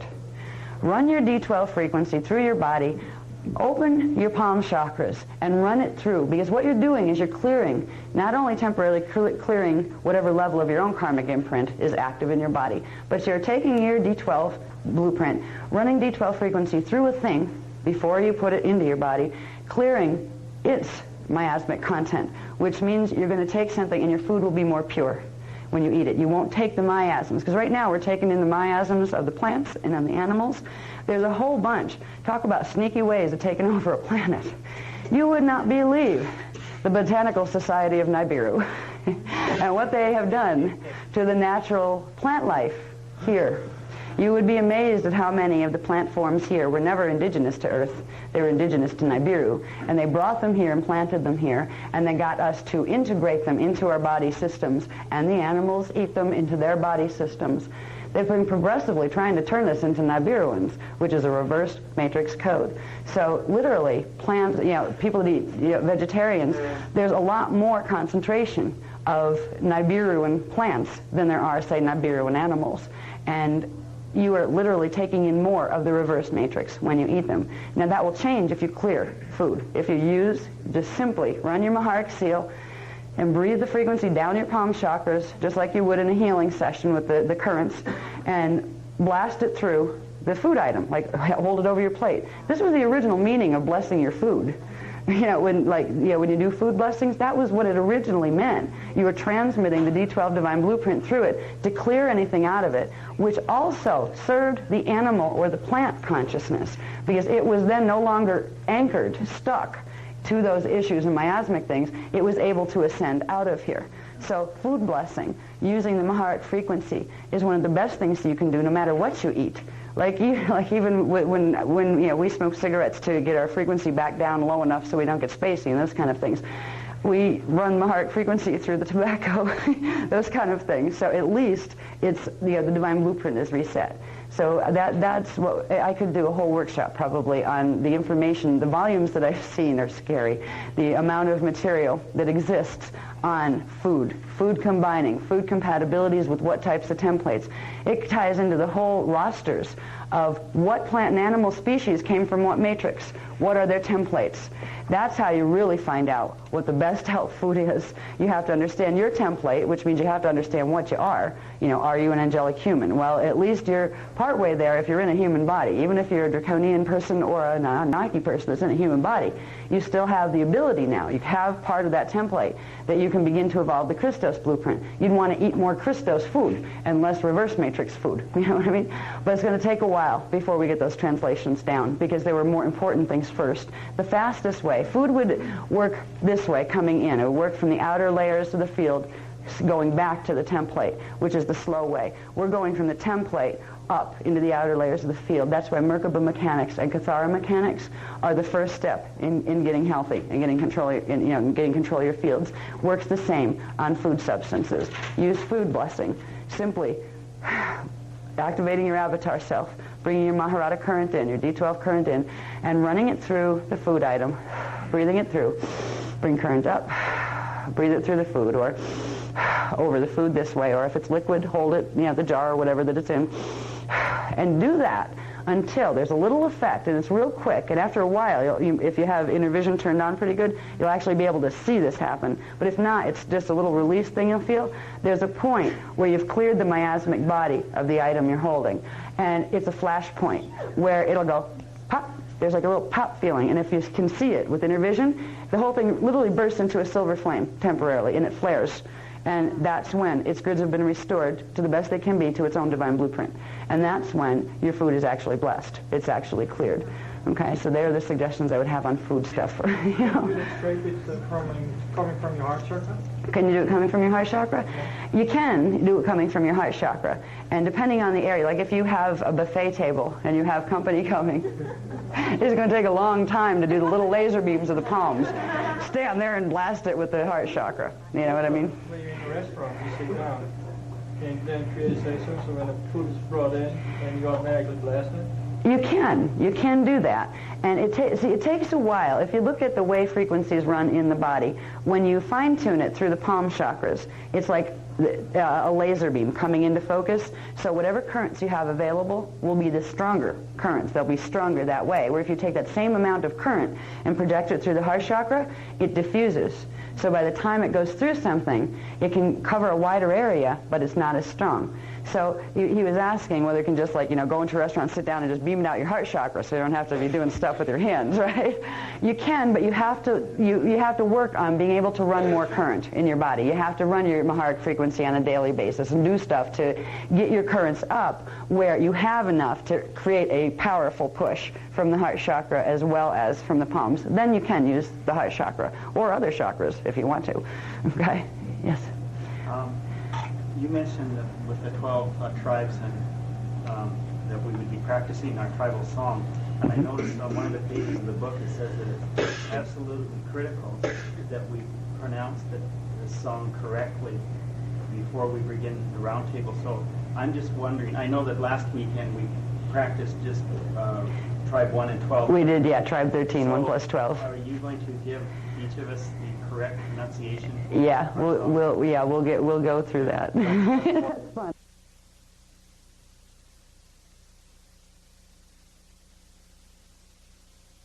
What, you know, the hearing, how I heard them, to try to do the phonetics on it. So that's how the phonetics came. So each one of these 12 tribes will have one of the 12 subharmonic bands.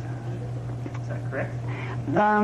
They carry one of the full harmonic bands, actually. So each one has 12 subharmonics. Yeah. Harmonic. Yeah, within that little sentence. So a group of 4 of us in one tribe, between the 4 of us, we will be doing all of the 12 subharmonics. Is that correct? Yes, each of you will be running exactly the same thing, and it will be all of the harmonics for your tribe number. okay? Say if you're tribe 4, right? That tribe 4 corresponds to dimension 4, right?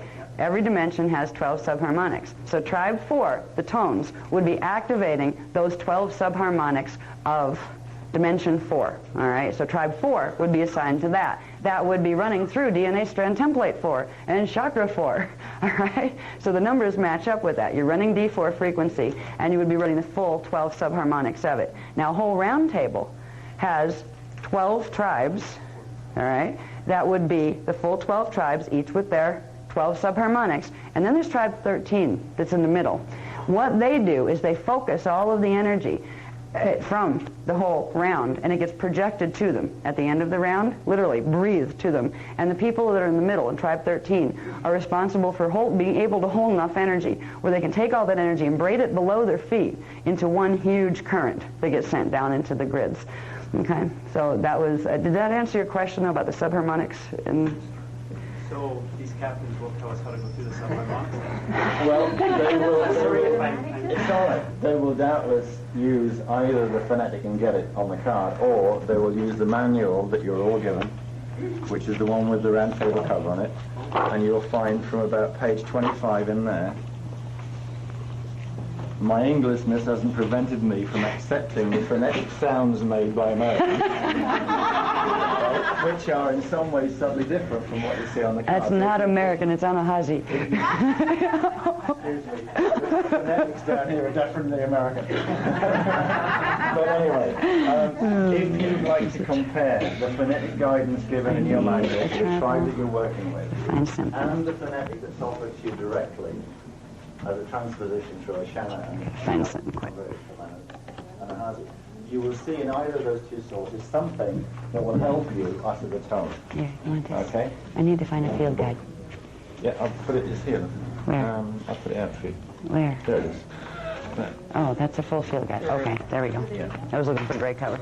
I think I'm All right. holding this, but we've Okay. done that. Are you On done? page 25, I have incorporated the phonetic, the noises that the American members like to make, which is their way of spelling phonetically the noise, which is different from the way with my unfortunate disability in English version would make. Okay, so from those two sources, you should get pretty damn warm. If you got any trouble, come and find me tomorrow morning, okay? I wonder what they sound like in Chinese. That'd be so cool. Because I would imagine your own language patterning would affect how you're going to translate them. It would be really interesting. Ma just said, don't even get into that right now. Okay. What? Monica about the Chinese one. Oh, do you speak Chinese? Oh, neat. You could translate it like what would you do with that if you had to translate those into? Because Chinese was one of the original sacred languages, which means it went with the DNA templates, the original, DNA templates. Yeah, so it would be so cool to hear it, in translated. Can you do it? I don't know. How about this? How about instead of putting you on the spot, give you a little bit of time, but if like tomorrow, if you want to play with it at night, and tonight, and see what it would sound like, it'd be so cool. I would love to hear them in Chinese. Okay, now I better cool it on the question and answer period.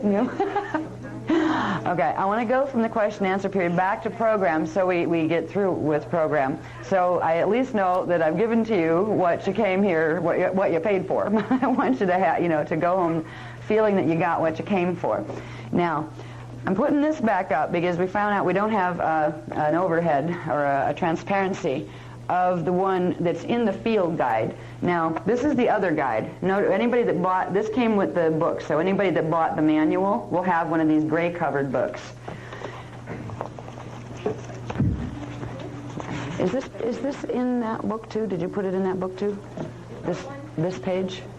Okay, all right, it's in both books then, that's good. It's in both books. And it's in the inside and back page as well. Okay, so it's on what page? Front cover and inside back page. But it's not, it doesn't have the information that's on this one. No, I just read the color. Okay. It's described. All right, anyway, on page 12 in the gray books, there's this graph that looks like that, but it has different information blocks on it. Okay? Now, is this exact graph in the other book? With the boxes of words on the picture now. Okay. Okay. All right, now I will read this to you. I thought we had an overhead on this, but it's not in this package. This one is how this particular configuration is used as the round table. Okay, in the field guide, it's on page 12, and it's Field Technique 4A. It's called Signet Rainbow Round Table Master Stand. When all of these places are filled, it creates what is called the master stand. There are smaller stands that you can run a round table on, but this is the big one that fills out all of the frequencies of the tribal shield and the planetary divine blueprint. This is the one that you can most strongly link with the other the other 3 rounds in the cycle of the rounds. So that trans-time link is most fully created by using the full round. Now, let's see, where do I start with this? I'm trying to see if everybody has this. Is there anybody that didn't get the manual, that doesn't have the gray book? Okay, 1 person, 2 persons, 3 persons, 4 persons, 5 persons. Oh boy. Okay, what do you have in that book? I didn't see the diagram you put in the book that everybody got. Okay. It's the same diagram, but without a type around it. Does it have the people on it? Yeah. But it doesn't have X boxes, aren't on the picture in the books that everybody got. You do have the same picture, and you have the technique. It's just structured a little differently. Where the text boxes aren't on your picture, you would have it that's like contained within the written text that's in the book that was compiled.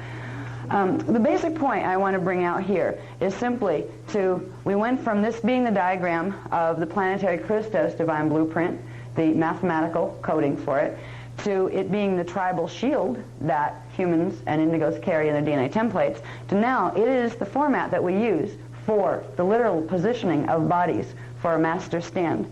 Now, there are various ways to do the stand depending on how many people you have. Let's see.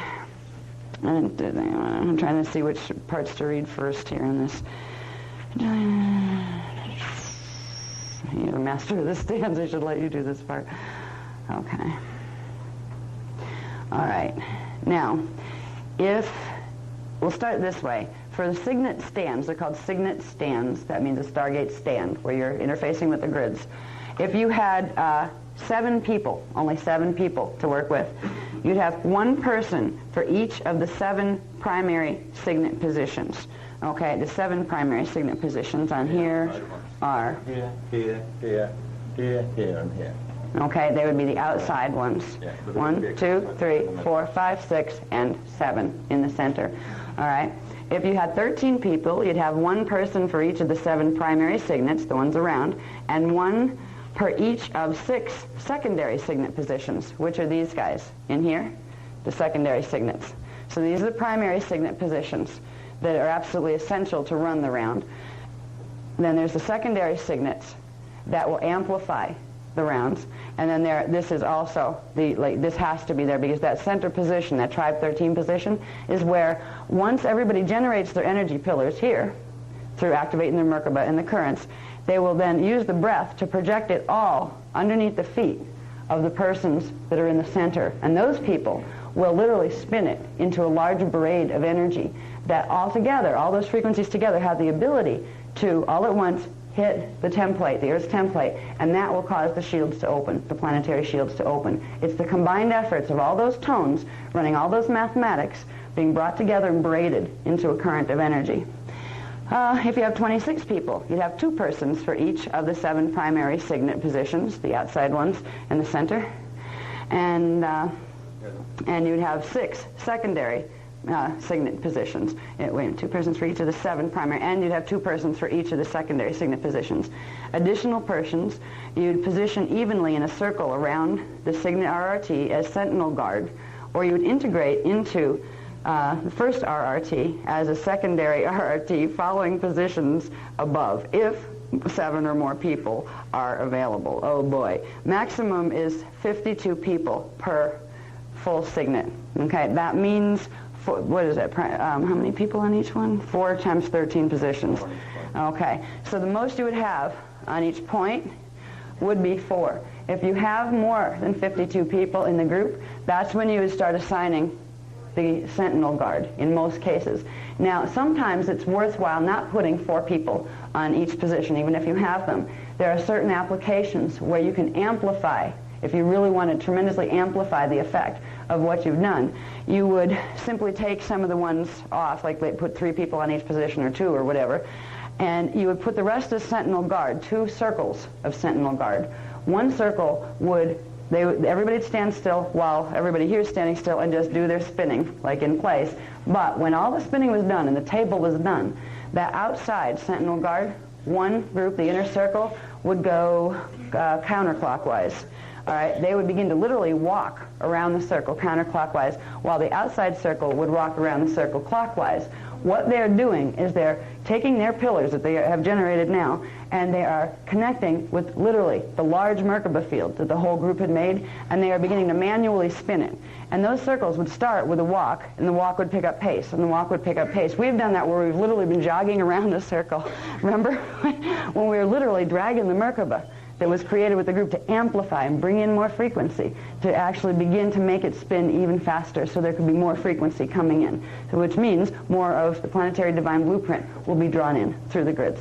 So there are various things you can do with this. We're learning the beginning round tables. Eventually, there's something called suriyas that are movements that I was told they resemble Tai Chi when you look at them, but they're completely based on a different principle. They are movements that create sound waves, invisible sound waves, that can amplify and more specifically mathematically direct what you're doing with the tones. So there's going to be a point in the Dance of Life program where we're going to be taught how to use some of the beginning suriyas, and ultimately you'll end up where the suriyas are supposed to be practiced while you're spinning and toning, which ought to be really interesting. Where it looks like a round table that was done by experts, let's say like the Iani round tables, they look like the most beautiful ballets. And everybody is synchronized, and you hear these tones, and the tones all blend. And it's really interesting to hear the 12 tribe tones when you have people that are confident in doing them, and they really start to take on a life in their own bodies. And you have the movements going with that, and the spinning going with that. It's like the greatest dance troupe you've ever saw, ever witnessed. This is the potentials of these. And those guys can run so much frequency. They literally can make standing pillars that they can bring groups of people through to take them through stargates. So there's very practical applications to these that have to do with not just with helping the planet directly, but when you know how to use roundtable technologies, you can also help yourself. You can, at a certain point, we'll be taught, somewhere probably between now and 2008, I would think, we will be taught the specific mechanics of adding certain things to the salutations that we're learning to do on a personal basis, and to the Dance of Life program techniques that will be soon to come, where we will know how to activate our fields in order to create those pillars for ourselves, at least personally, where we can, once we know where things are located, we can literally go through portals or gates. At first it's going to be by invitation only, because right now, if the Inner Earth people were to come up and say, "Hi, we're here, guys, we're an advanced civilization based on peaceful things and spirituality," they would get raided probably by about 10 different governments all at the same time, who would try to invade them and take them over, because that's the way people behave on this planet, the ones who are controlling it. So when it comes to actual contact with other civilizations that are on the other side of these gates, we're going to need to know how to activate our Merkabas in this way. But it will be, at first, you need more than that. It's going to be a by invitation thing. And that's where, as we work with running the D12 current, and we work with the mentor space that was in the Kathara program, the mentor space is where you'll start getting telepathic email. Okay? Anybody that's learning these courses, that's taking the roundtable courses, you were guided here by your own avatar levels for a reason. You're known by the Iani races. They know who you are. They know who I am more than I remember who I am when I'm here. And, once you get over on that side and the DNA is open and you're not, blocked, then you remember too. But we are known here. And what's interesting is most of us, indigo children, not only have parallel selves, but they have a trinity. They have a self here that looks like them. They have a parallel self in the parallel universe that looks like them. And they have an inner earth, Iani, that looks like them too. So we have counterparts. The indigos have counterparts running through the 3, where a regular human 12-strand would have a parallel self and would have, their self over here. and they would have another incarnation, but one that was like the next step beyond where they were here, where an indigo child would have literally 3 selves in, between here, inner Earth, and parallel Earth. The inner Earth civilizations are going to be very important to us. They're the ones that are bringing us at this point the ability to run the Templar here. They run the Templar of inner Earth, and until recently they were responsible for the Templar of parallel Earth as well, and our Templar. When things went bad here, they were the guardians of our Templar to try to keep the halls of Mente safe and to try to get things fixed for this period of time. They are significant. They will be significant in our future because at some point there will be contact made. But that point is going to be after a lot of changes take place on the planet, where it wouldn't be a danger to their civilizations.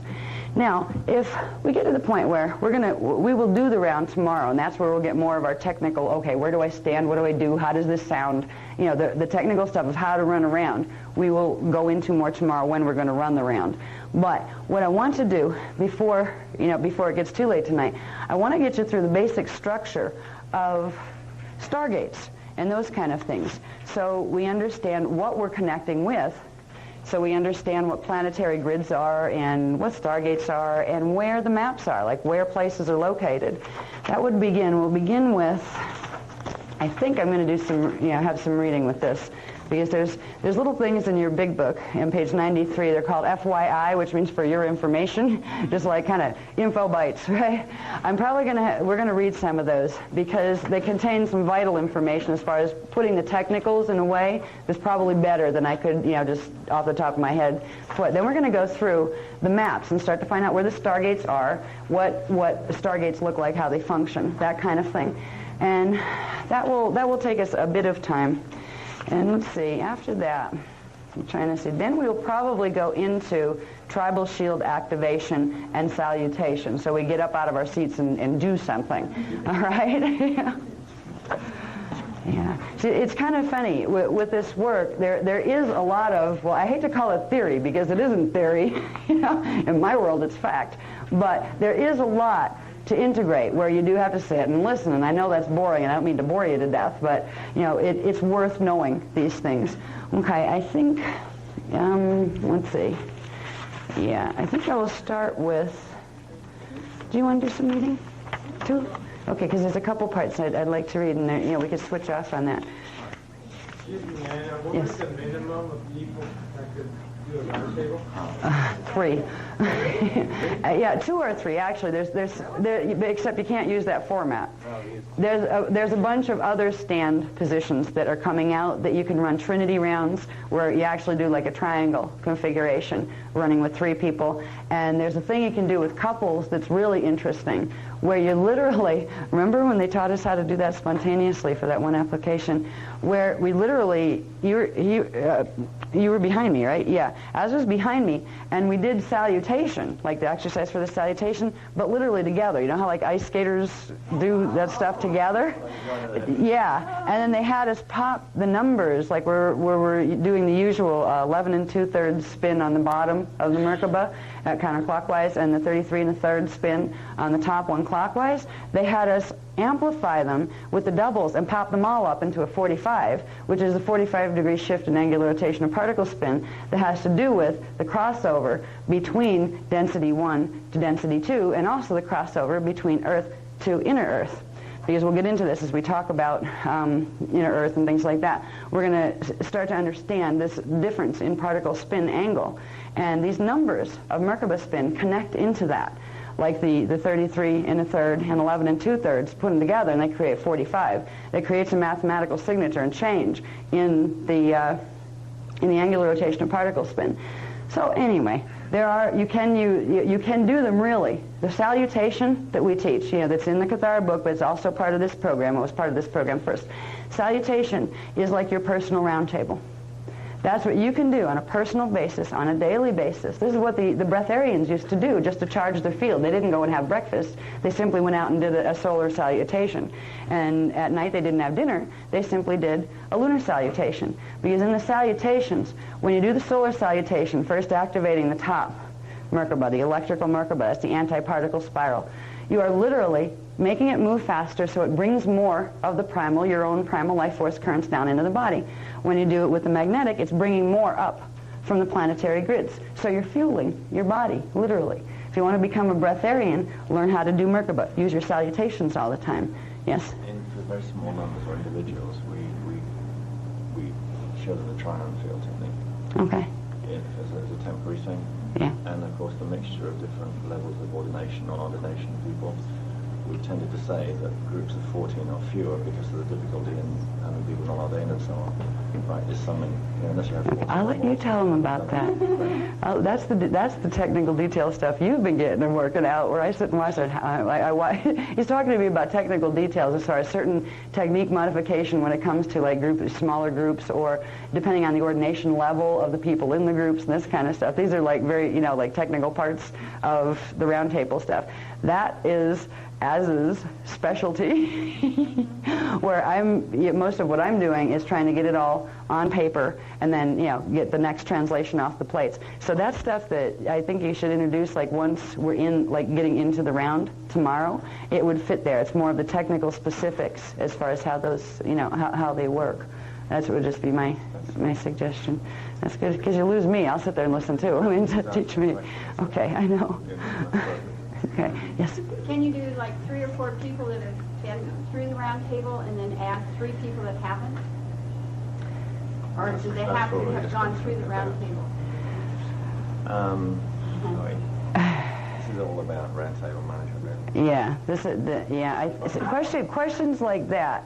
Let's save those for tomorrow, because Az is right, that fits into roundtable management kind of technologies, and that is definitely, I have to learn from him. Okay, what do you do with this situation? I can get it from Ma'a in the specific situation, but we don't have any manuals on those types of specifics yet. So and you're working it out. He's been working it out. So save those for when we get more into roundtable technique tomorrow. And okay. Can you do the Becker codes on your body every day, or is that just once every day? You could if you wanted to. Yeah, we'll get into the Becker codes tomorrow too. Yeah, and there's going to be more. See, the Dance of Life program that's coming out, I'm supposed to have it translated by the end of February, they tell me, and I don't have a page of it yet. It's going to build on the stuff that's already here, take the best of that, and then add the next level to it. But that's going to get into Becker codes more. It's going to get into things like the question Sandra just asked about. Well, can I put the Becker codes on my body every day? And that kind of thing. So there's going to be more Becker code technologies, more Merkaba technologies to fine-tune our processes as we go along. And Dance of Life will have a lot of those in them. And that will be available. It's going to be a workshop in Florida in March, but it's also going to be, I think, either at least a handbook and an audio-video program, or maybe even it may grow into a book. So it's going to be a program available for correspondence as well. Okay, now, let's see. Can we go to this one? Yeah. Just leave that up there for a minute. Okay, just leave that up while we do the reading. Okay. Okay, do you want to do this part of the reading? Sure. Okay, just this one. Yeah, I could use a break.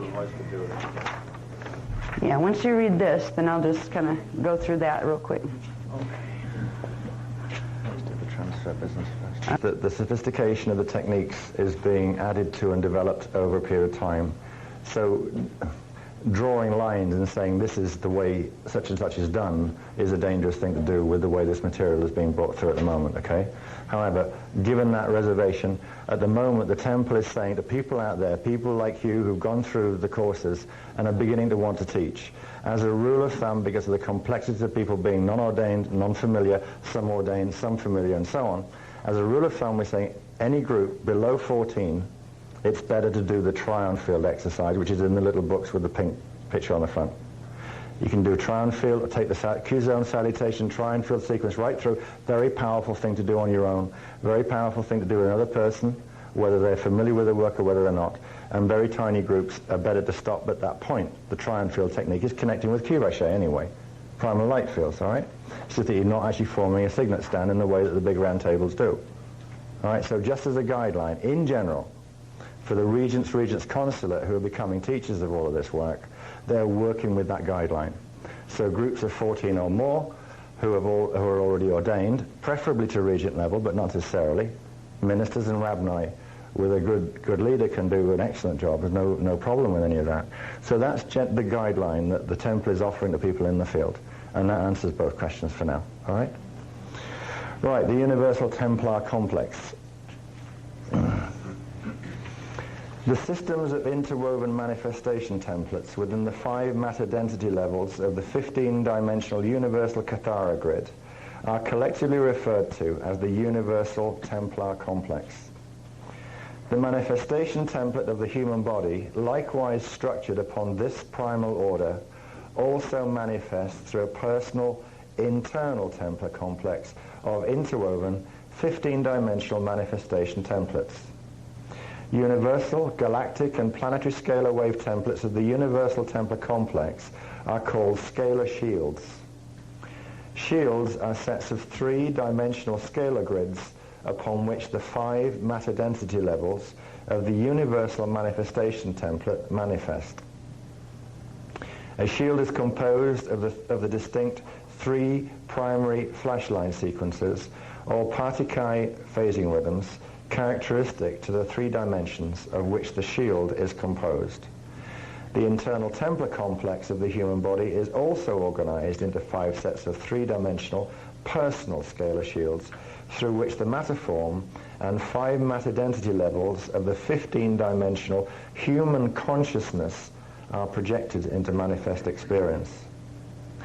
Through the intrinsic dynamics of synchronistic Partikai phasing, each 3-dimensional scalar shield manifests a 3-dimensional spherical electromagnetic domain that creates the energetic framework within which externalized manifest experience can take place. Within the Universal Templar complex, these spherical domains form 5 separate yet interwoven reality fields, or harmonic universes, each with a different level of matter density, rate of vibrational oscillation, different angular rotation of particle spin, and variance in time cycle orientation. Within the personal internal Templar complex, the spherical electromagnetic domains created by synchronistic dimensionalized Partikai phasing form within the 15-dimensional time matrix 5 separate yet interwoven stations of consciousness called Hoover bodies. The 5 Hoover bodies of human manifestation template anatomy within the time matrix represent the 5 subtle energy bodies of human bioenergetic field construction through which human identity experiences a series of simultaneous incarnations within the various time cycles and matter density levels of the time matrix. Human evolution is the process by which the electromagnetic frequencies and stations of consciousness of the 5 Hoover bodies progressively merge to transmute the physical matter form backward through the various matter density stages through a process called transmutational dimensional ascension. Each of the 5 shields within a 15-dimensional manifestation template is structured upon 3 Cathara centers within the core primal order of the level 1 Cathara 12-tree grid. Each Cathara center of the universal Cathara grid forms a core point of consolidated frequency called a signet star crystal seal within the 3-dimensional scalar shields. Within the universal, galactic, and planetary Templar complex, the signet seals operate as stargates between the time cycles of the 5 matter density levels of the 15-dimensional matrix. Within the personal inner Templar complex, each Hoover body is structured upon 3 Cathara centers within the embodied personal Cathara grid. Each embodied Cathara center forms a signet star crystal seal within the human anatomy. The embodied signet seals operate as bioelectric windows within the DNA, RNA that link the stations of consciousness and various simultaneous incarnations of the identity that exist within the time cycles of the time matrix to each other across the illusions of time. Through the embodied personal Cathara grid, scalar shields, signet seals, and DNA windows, the innovated aspects of eternal identity and time are indelibly linked in consciousness. This intrinsic linking of personal consciousness within the various simultaneous cycles of time appears to the embodied human awareness as reincarnational memory. The embodied manifestation template of the human form is a microcosmic reflection of the macrocosmic, universal, and cosmic manifestation templates.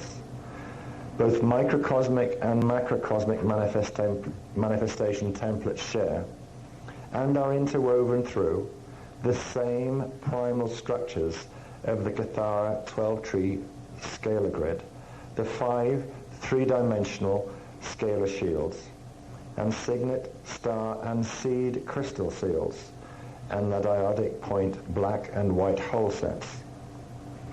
These are energy vortices that manifest upon the Kathara grid.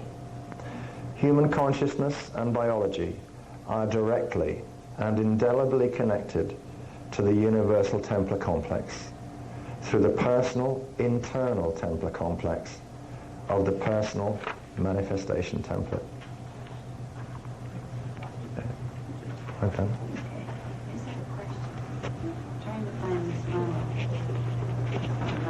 It is in the book, love. It is in the book. Now, alrighty, this diagram is, as you can probably tell, a Kathara grid. This is referring to the universal Kathara grid, and it is the universal grid that shows you the Stargate locations. These are the locations in our universe that correspond to the first 12 points between dimension 12 and dimension 1. The 12 points of energy entry where the dimensions literally formed on the universal level. All right, these are stargates. You have stargates 1 through 12. Stargate 1 connects with, it anchors in parallel Earth, and it connects also secondarily with a place called Theta Orion, which is it's really called trapezium. They call it Theta, but they also call it trapezium. It's a cluster of 3 stars, I believe, in the Orion system. You have Stargate 2 connects to inner Earth and Epsilon, star Epsilon near Andromeda. Earth is universal Stargate 3. Also secondarily connects to Venus and to Alpha Centauri. 4. Universal Stargate 4 is what we call Sol, or the Sun, in our system. And Nibiru is its secondary connection, the planet Nibiru, that used to be the planet that used to orbit out past Pluto in our particular galaxy, until there were severe things done to its orbital, where it literally goes into phantom, dips into phantom in a reverse elliptical orbital that comes in at a very strange angle to our orbital plane, and it dips in and out of our galaxy literally every, I think it's 3,657.8 years, something like that. We'll talk more about that when we get into the history and the Nibiru and Dodic crystal grid and what they did here. But these are the primary Stargate locations in the Universal Templar. And there is another one of these maps that connects directly to the planetary Stargates. So Stargate 1 on the planet would be the gate that connected to this Universal Stargate. So they're very easy. Once you have the Kathara grid, they are the maps that tell you the relationships between gates. These, literally, there are civilizations that completely function on what's called Keylontic science, which is based on Kathara grid mechanics, where all maps, all time calculations are built upon an understanding of these templates. This is our beginning of understanding those templates. We've understood in Kathara how they operate in our bodies, but they operate on the same way in the universal level. These are the areas that the primal life force currents of each level progressively filter in. Now above this you'd have another 12-pointed grid that would go through the primal sound fields and down through the primal light fields of dimension 15, 14, and 13. Dimension 13 would be the number 1. So number 12 and number 1 are actually the same location. That's where the 2 Kathara grids link, the universal one and the cosmic one. And from the cosmic Kathara grid, the 12 points in that, the 12 gates in that, which are the Ascended Master gates, The frequency comes down from source, consciousness comes down from source, and then comes into the manifestation Kathara grid, which is the one that corresponds to dimensions 1 through 12, starting with pre-matter. So this is the one that controls, that has to do with getting into matter and then back out of matter. When we ascend, what the process of ascension is we get the things in our body working the right way, our DNA, our Kathara grids, our Merkaba field. It allows us to pass through these gates. If we have a holophase, Merkaba, that means, that's a six-dimensional Merkaba, six-strand activation, right? It means we could go all the way up to here. We could use gates from here and below, but we wouldn't be able to use these yet because we didn't have the coding. If you tried to take your body through a gate, say right now if you have basic third-strand activation, if you tried to go through this gate, you would incinerate. Your body molecules would literally go through spontaneous combustion because you would have a type of unnatural, unsequenced, or not naturally sequenced experience of fission and fusion on the subatomic particle level in your body. It would literally blow your template apart. That's why we've really been quarantined here. When the DNA mutations were done to our race, it not only messed up our bodies and our consciousness, it quarantined us on this planet that we couldn't take these bodies through the gates, because if we did, we would be, not only would our bodies be destroyed, but our consciousness would be fragmented into the lower dimensional fields. Because if the body template goes through spontaneous combustion, the consciousness literally fragments. It's as if you could look at the DNA template and your Kathara grid as a crystal structure, or a crystal that's holding your consciousness intact, holding it together, keeping it together so it can be focused in a specific place in the densities. If you take that crystal through a thing that's too hot and it shatters and it breaks apart, pieces of your consciousness go flying everywhere and they get stuck in the lower dimensional fields. If you happen to have that experience down here, you'd be stuck in density 1 as fragments of consciousness. If you did it up here, you'd be stuck in density 2, etc. So when our DNA was messed with to the point where we can't activate fully any of these strands, they're only partially activated, so we can't build a Merkaba vehicle, our bodies literally got sealed in here. So it's been like a big petri dish for the fallen angelics. And really, we've been like, a lab experiment to them to see how far they could go. But anyway, we're regaining the ability to be what we were created to be, and that's good. And it starts with the knowledge of remembering what that was. Now, the stargates continue up. You have the sun, the Stargate 4. Now, the stargates, too, just like any of the Kathara grids, Stargate 1 is in the first dimensional frequencies, D1 frequency, D1 flash line sequence, Stargate 2, D2 frequencies, Stargate 3, D3 frequencies, etc. So it also implies that, now, remember, D12 frequency has the power to reset the pattern for everything below it. Well, it actually applies to all of them. The ones that are above have the ability to override the ones that are below. So the most powerful stargates are these. The most sacred stargates are these. They're the cradle of Lyra, these three. They're in density 4.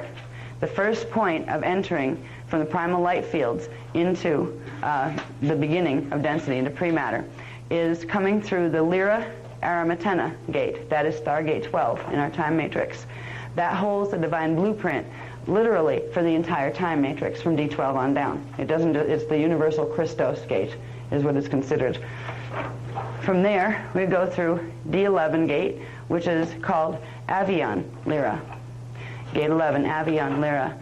There's also a smaller gate that this connects to that's called Avalon Lyra, another word that we've heard in our mythologies here.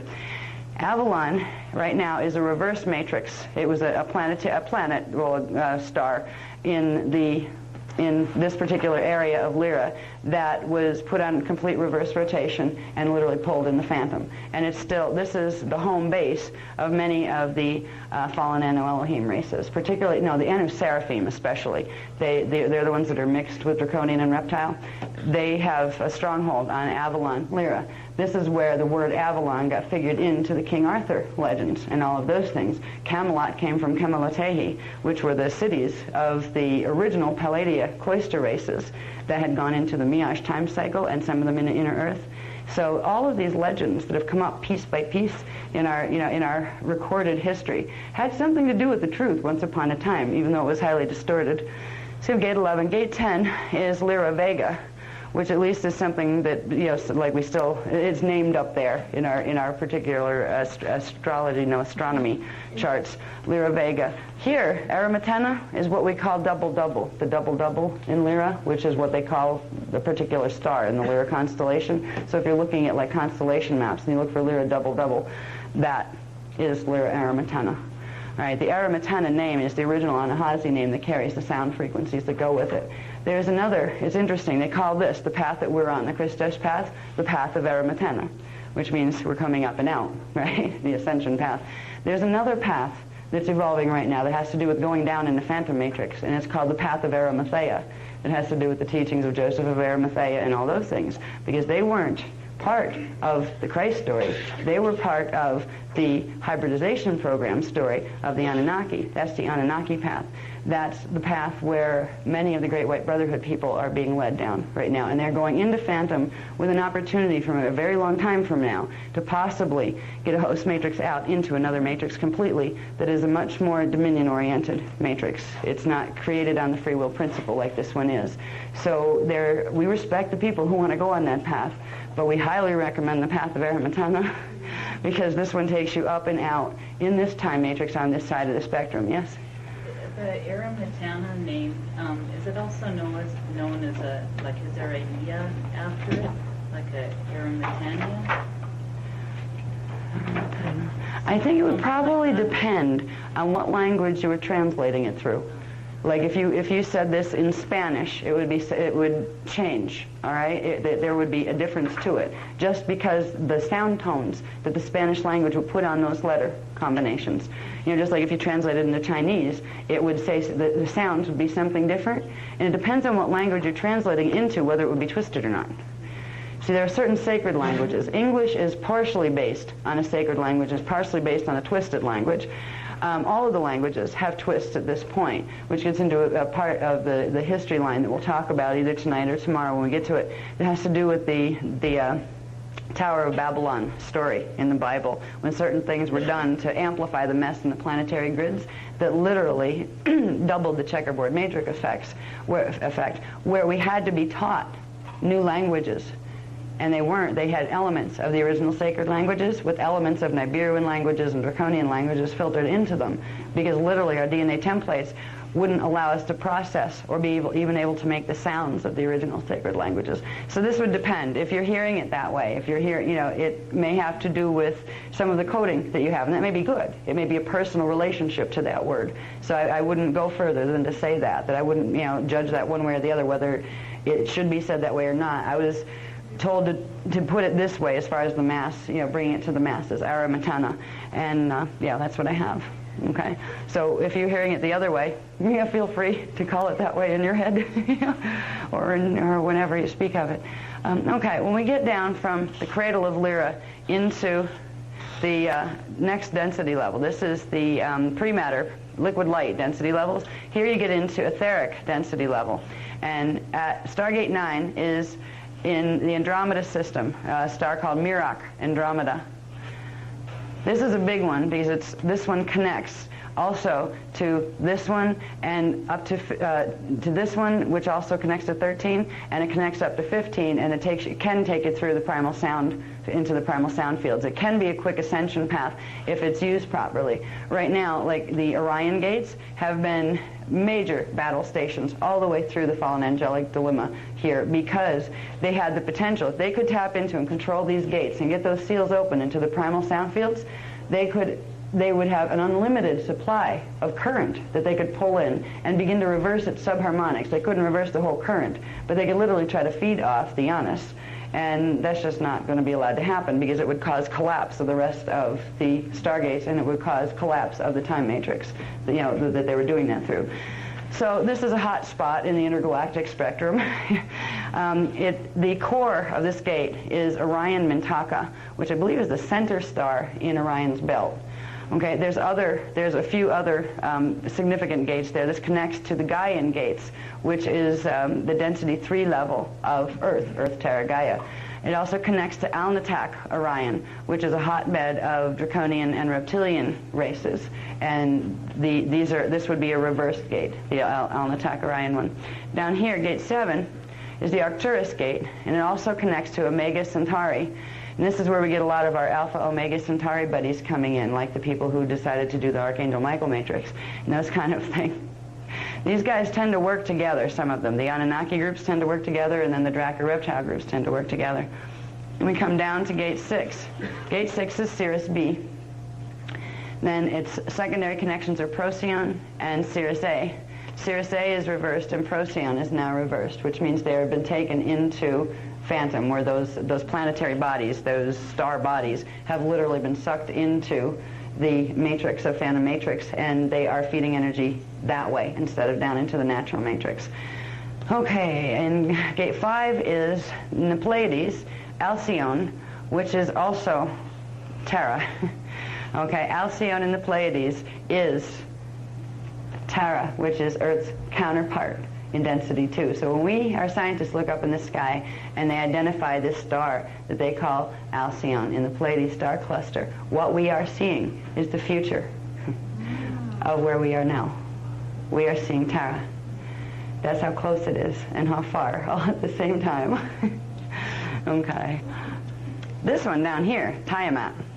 Interesting. Tiamat, there's long legends on Tiamat that go back into Sumerian history and this kind of thing. We call it the Nibiruan lie, okay?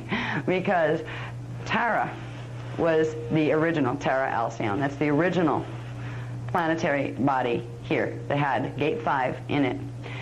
Tara was attacked. This was when the original fall happened, where y'all had to come down into density 1, into Earth, because we were attacked by Anunnaki races, and there was a large war that took place, and part of the planet was literally, Terra, was literally blown off, where its planetary body was reduced by quite a bit, which means it lost half its grids, which means it was stuck in time. A planet that loses part of its grids, if they go into Phantom, or if they get fragmented and they're not plugged in, means the planet can't build its Merkaba.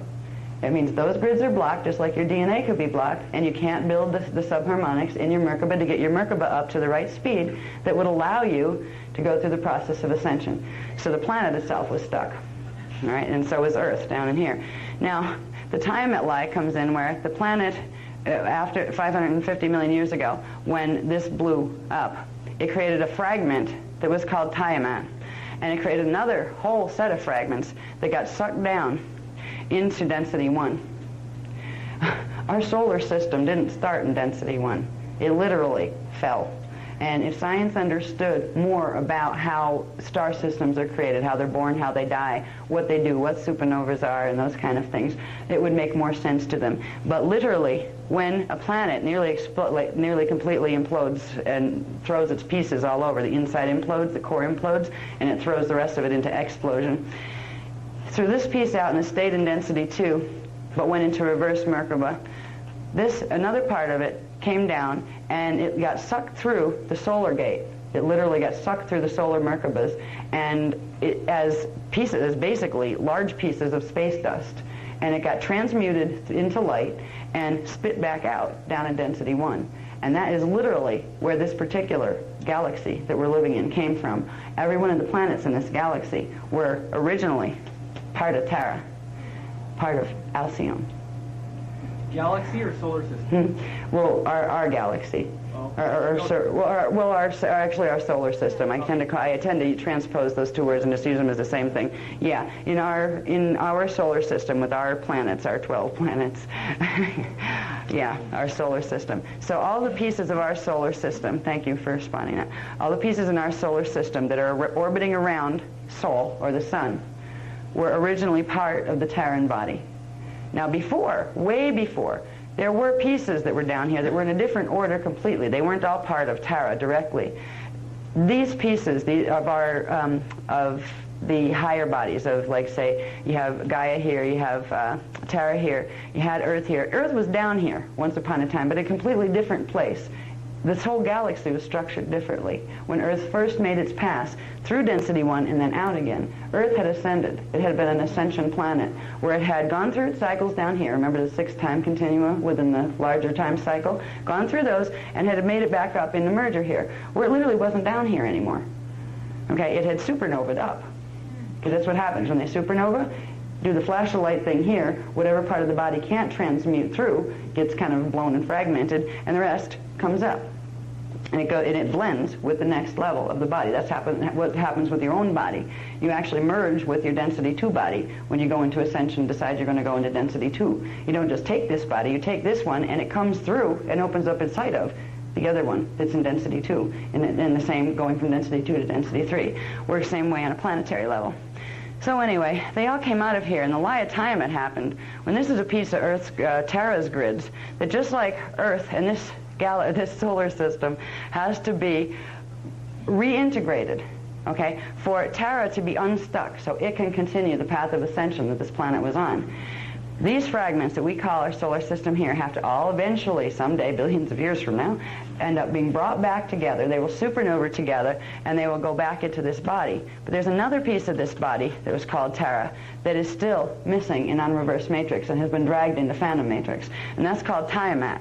Tiamat was the piece of Terra that blew that the Nibiru and Anunnaki guys took control of and used that as their planet. And then they tried to destroy it before we could get it back, because they knew if it could be reintegrated into Stargate 5 it was supposed to, that the whole divine blueprint could be reset again, which means the doors would close to their energy vampiring. That's why they're resisting the divine blueprint, because they will no longer be able to draw energy from, it's literally a black hole that's sucking energy out of our time matrix. They won't be able to do that anymore once the divine blueprint is reset.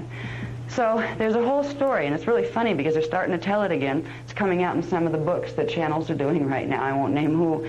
They're talking about the Nibiruans. And the Nibiruans are telling you this false history that involves Tiamat, that was originally their planet, and Earth and Tiamat actually exploded, and Earth was part of Tiamat. And Tiamat was their planet, and they had seeded life forms there, and therefore Earth is their planet too. It's a part of their planet that fell off, and we're part of the life forms that they seeded. This is the nonsense that they're trying to feed us, because they're literally trying to come in and at some point plan physical visitation where they come in and expect us to bow down and thank them for being our creator gods. The whole thing has been set. So if you see stories of Tiamat, that's where it fits in. It was part of Terra. Terra was the original planet. And Earth did come out, not just Earth, but this solar system came out as a fragment of Terra, which means Nibiru was a fragment of Terra as well. All right, Nibiru is it's in the phantom matrix now because it has a reverse Merkaba. This piece has to be integrated back into here. It still holds part of the gate, but it's connected to gate 4. There was very complicated dynamics done in through here when this explosion took place, that literally there were structures made. This is where the halls of Amentet come in. The natural stargates in our system are different than the halls of Amentet.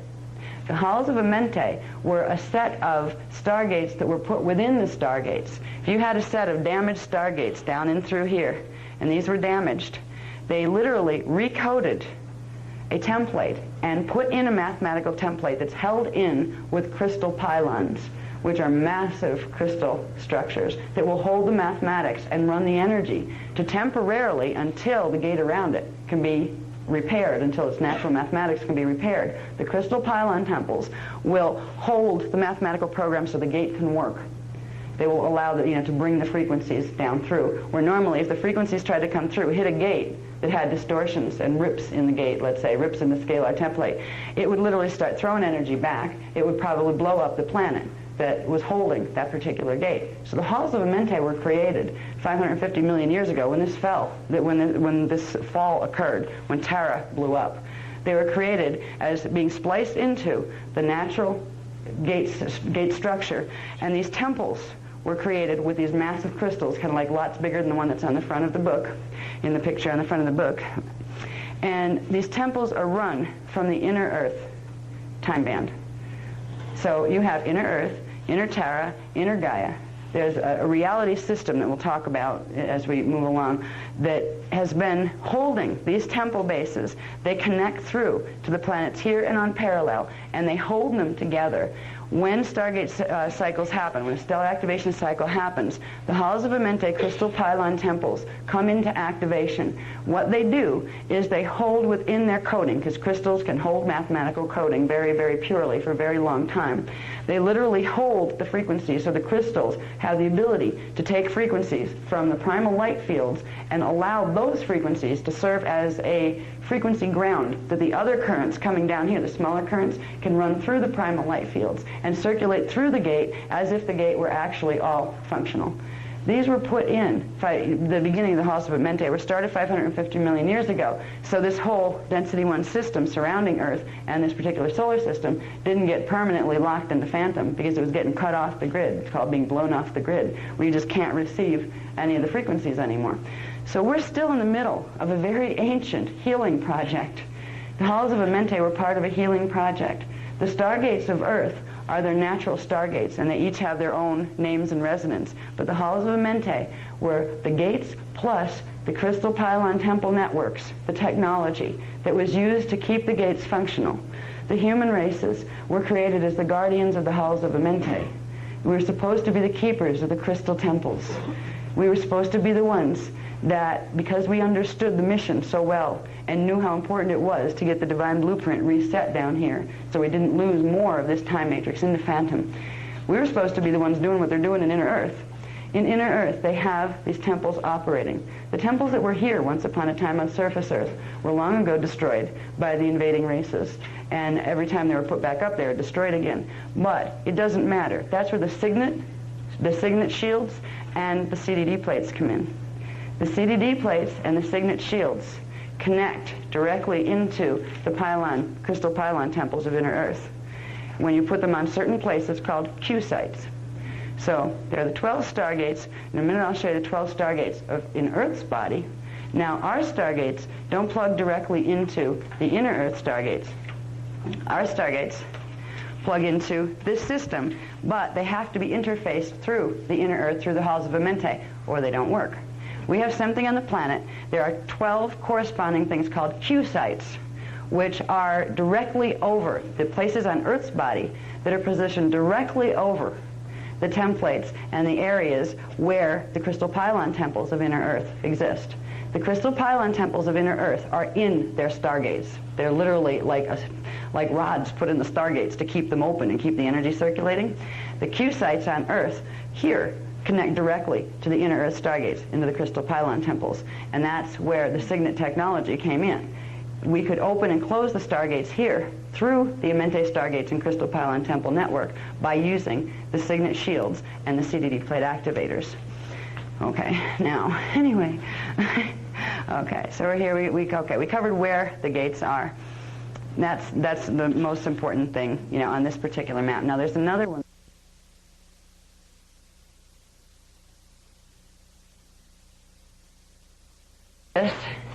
Here's America over here, and the North American continent. This is on page,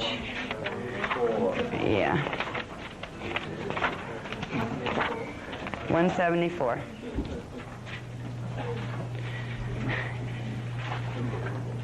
The 8-pointed star grid.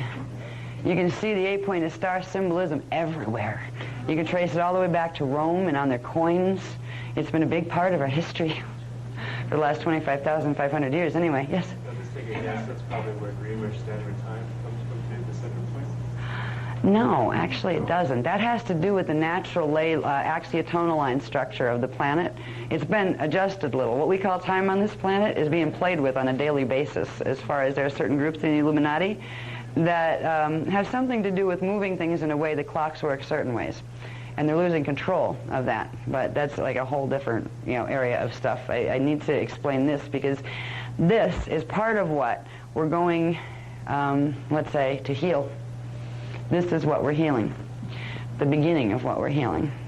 Now, if you look, this is the European continent over here. Okay, you have Africa and all that here. You have the North American continent here with Canada up here. This area here is representative of, it's showing you this is Stonehenge. This is where the Nibirian data crystal grid entered. Its main control crystal temple network was under that area, and that's where those pylons used to run through and where the Inner Earth codes still come through. There's all of these there's 24 different temple bases that are underground cavern bases that were seeded in selenite crystal rods that were seeded in at various different times on the planet that came from Nibiru, that allowed originally they were seeded in by guardian races when Nibiru was on Emerald Covenant as a transmission thing, like a kind of like satellite phones, or cellular phones, but between Nibiru and Earth, where an easy communication could be made. They were taken over through this process.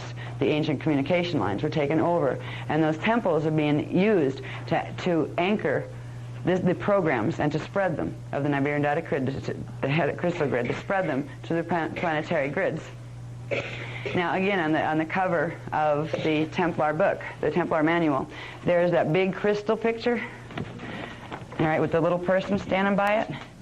These things that I'm talking about, the Nibirian crystal temple bases, are composed of those. These are parts of ones that are actually on Earth's body, and they've been under frequency fence, like cloaking fields, for a long time, but to fully activate them, they have to pull down the cloaking fences. This is why they're starting to be found on the planet. They had the reason the one in Chihuahua, Mexico, which is like actually up in, I think it's, wait a minute, where'd that go? It's hard to tell on this one. It's in this area, okay?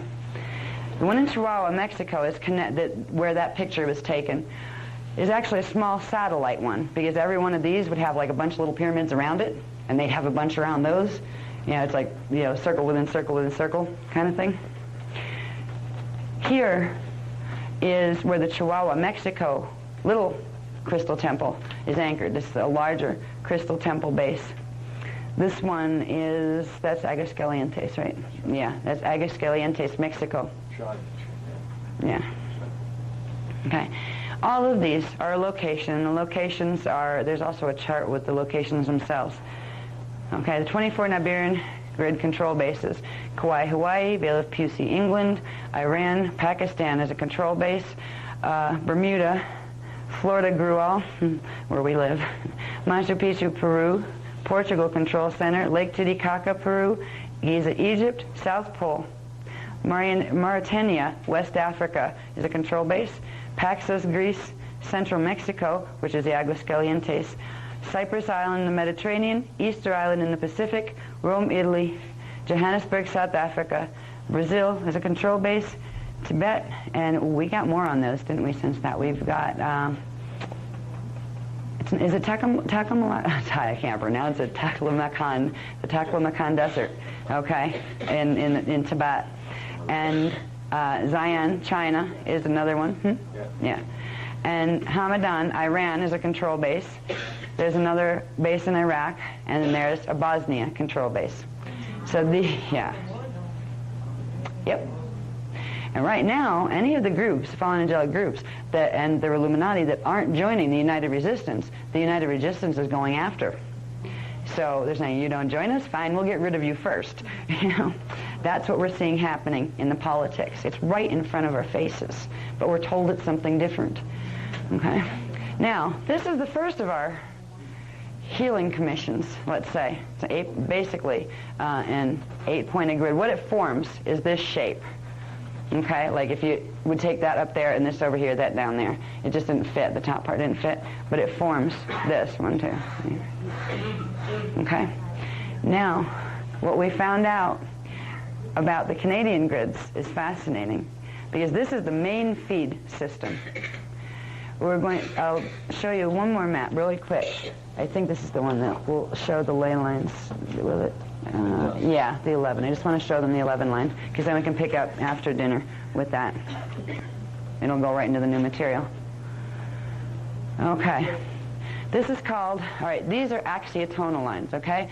They are the vertical run lines, just like axiotonal lines in your body. They run the energies from the Cathara grid template up through the shields into, they come through the axiotonal lines, then progressively through the outer layers of, the body or the planetary body. The axiotonal lines are the main control grids. The horizontal ones are called ley lines, which are like secondary grids.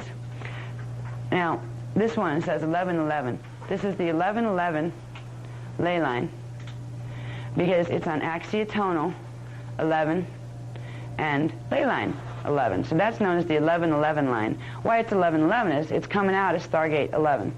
Each Stargate transmits actually a 12 axis, but the primary feed axes are one vertical and one horizontal. So every Stargate will have coming out of it the equal cross, okay, which means it's crossed to the center. The center point in the Stargate would be the center point in the line going each way. So each of those, this is where your grid system starts, your natural grid system starts. That black spider that I like to call it, the Nibiruan 8-pointed grid, is literally crossing through them at different angles and controlling all the natural ley line structures. Now we have a much better map since this one was done. We have, it's still not perfect, but it's much better than this. It shows a lot more detail that was done for the Voyagers book. That's in the new stuff that, you know, that we'll give that to you when you get back from dinner tonight. But so far, what our mission has been up to the point where we had this knowledge was we needed to assist them in running round tables to anchor Divine Blueprint in areas that would connect to the 24 control bases, because we did the round tables where they needed to be done in Ireland and in England. We cleared on both sides. We transmitted frequency through a round table into Ireland, the Ireland QSite 11 to recode that. And we built up frequency there, and then we went to England and we did a round table to pull. So we pulled the frequency through the line, the energy line, that connects QSite 11 to Gate 11, and right in the middle of that line is where the Nibiruan Tidal Crystal Grid is. So what it did was it progressively flipped it over to a 12 code. It disengaged that. That's why all that other stuff has been set in motion, and there's a whole team, let's say, of interdimensional experts working on not having things crash into each other and controlling these Merkaba fields. We've got the center point of the Nibiruan grid disengaged from its transmission center. However, there's still a huge amount of that frequency that is still stored in the planetary grids themselves, and it's being sent out through those ley lines, and it's being stored in the 24 temple bases. So we've been on a mission to go and do roundtables in areas that connect to. Fortunately, we don't have to go to every one, because some of the areas through the Cathara grid, you can use the Cathara grid to show where to project the energy lines, and you can take out a bunch of them at the same time. And taken out simply means healing them back to. Those crystals are even suffering. The consciousness that is those crystals is running on a reverse matrix. What you do when you run D12 through it is restore it to its original divine blueprint. So we're helping, we're not taking these out and like destroying them. What we're doing is healing them, and they will help us heal in return, because they are transmitting stations and amplifiers of energy. And if you program them with divine blueprint, it will help to spread it through the planet. Now, what we're finding, there's a bunch of other things that plug into the Nibiruan grid, a bunch, and we'll talk about some of those when we get back from the dinner break, because it takes us into the APIN systems, the Atlantean Pylon Implant Network systems, and what they are, and what needs to be activated here to prevent a mess from taking place. And this is where the Canadian grids come in, and what we're going to be doing for the round. So before the round, we will know this stuff, okay?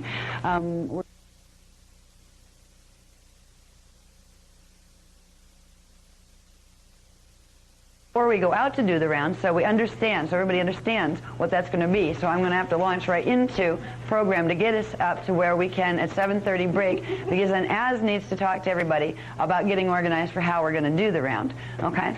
And then there's the ordinations issue as well, all right, which has to be done before the round. So we're kind of, if I talk fast, this is why. Once we get done with the round, then we can come back in and relax, you know, and there'll be more time to cover more of the material. Now just a minute. Okay, what's being passed out to you now are the 51 additional pages to add to the Templar manual.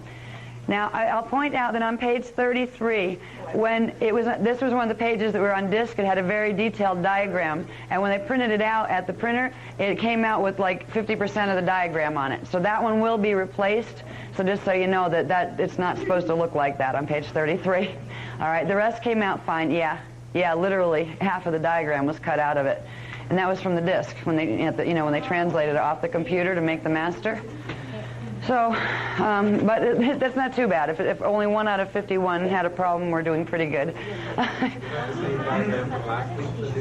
There's another copy of that, in fact, in there, but this was that one taken to another level. It had a whole bunch of things shown on it, but I'll have to just explain them on the old diagram, which will be all right. That kind of stuff we're going to get into. We'll get more into VECA codes and all of those things when we get back. What we need to know before we go out to do the round table are some very specific things about how things have evolved really quickly. They have to do with what we're in the middle of right now as far as the drama, the political drama that we're in the middle of in the interdimensional spectrum.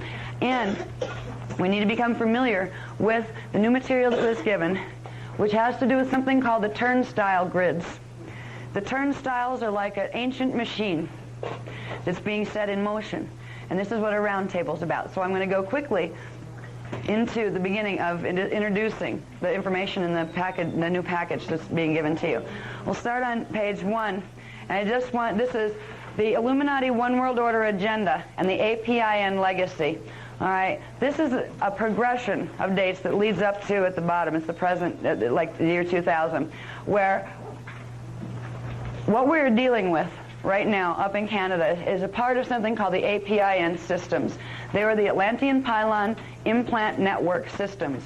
Crystalline grids that work like microchips, little tiny crystal grids, billions of them, put in very specific configurations into the planetary shields. There's several different of these grids running.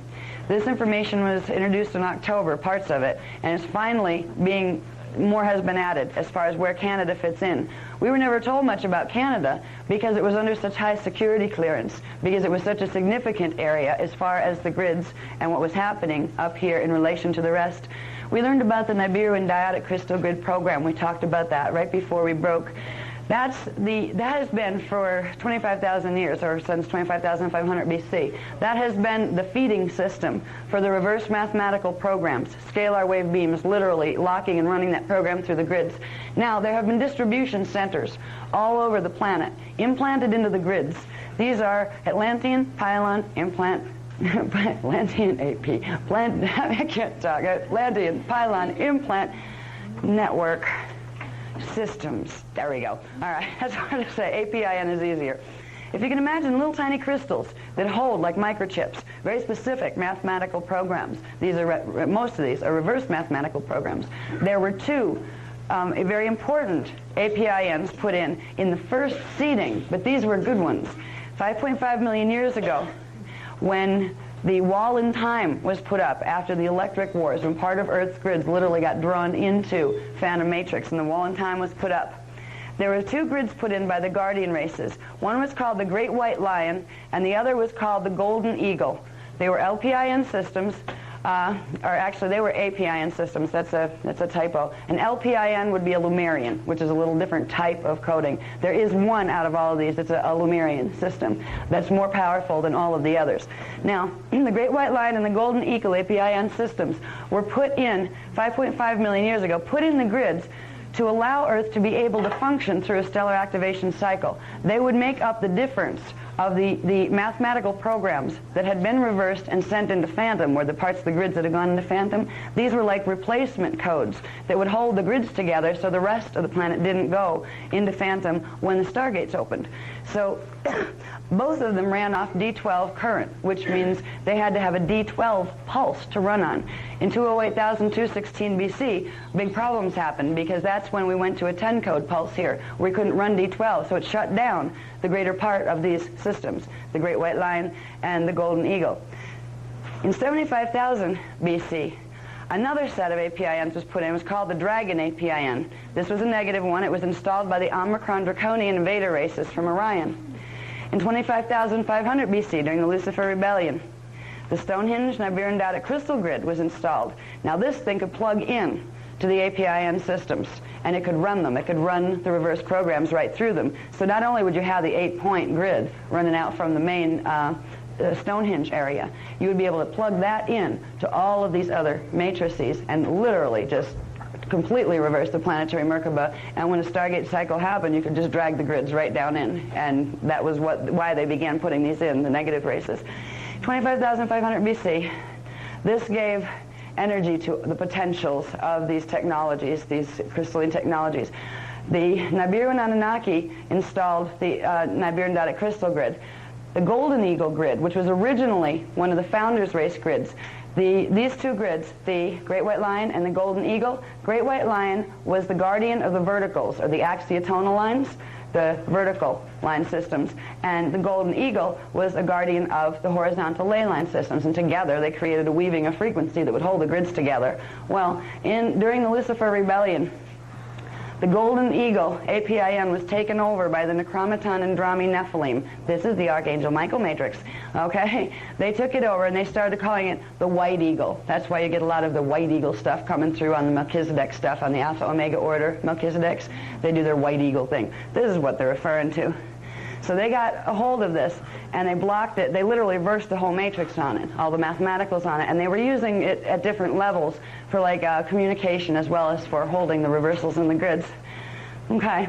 When they put this in, they put something else in that plugged into it that amplified it and literally created a machine of energy that would spin through the planetary grids and progressively reverse everything. It was called the Michael Mary, MM, turnstile Templar control system that ran off the Nibirian Dadic crystal grid. All right, this is what we're going to be dealing with tonight. All right, in 22,500 BC, there was another grid put in by the Iani and the Guardian races. It was called the Four Faces of Man, LPIN. It was a Lumerian technology that was more advanced than all the others. And another smaller one called the Blue Oxen, LPIN, was installed. This one was in India. All right, this one was literally global. Okay, it was installed by the Guardians to complete the planetary Christos realignment mission during the 22,326 BC stellar activation cycle. And it was in there to prevent the fallen angelics from drawing Earth and the halls of Amenta into Phantom Matrix. Because of the stalemate that ensued during that stellar activation cycle, we were not able to activate the Four Faces of Man grid. So it has laid dormant ever since, just like all the other ones have. Okay, the final conflict drama is what we're in the middle of now, and what we have been progressively watching, including the issues with the World Trade Center and all of that, have been a progressive activation of the APIN systems. They are sonic pulse activated, and they are a very sophisticated technology. They're sonic scalar pulse.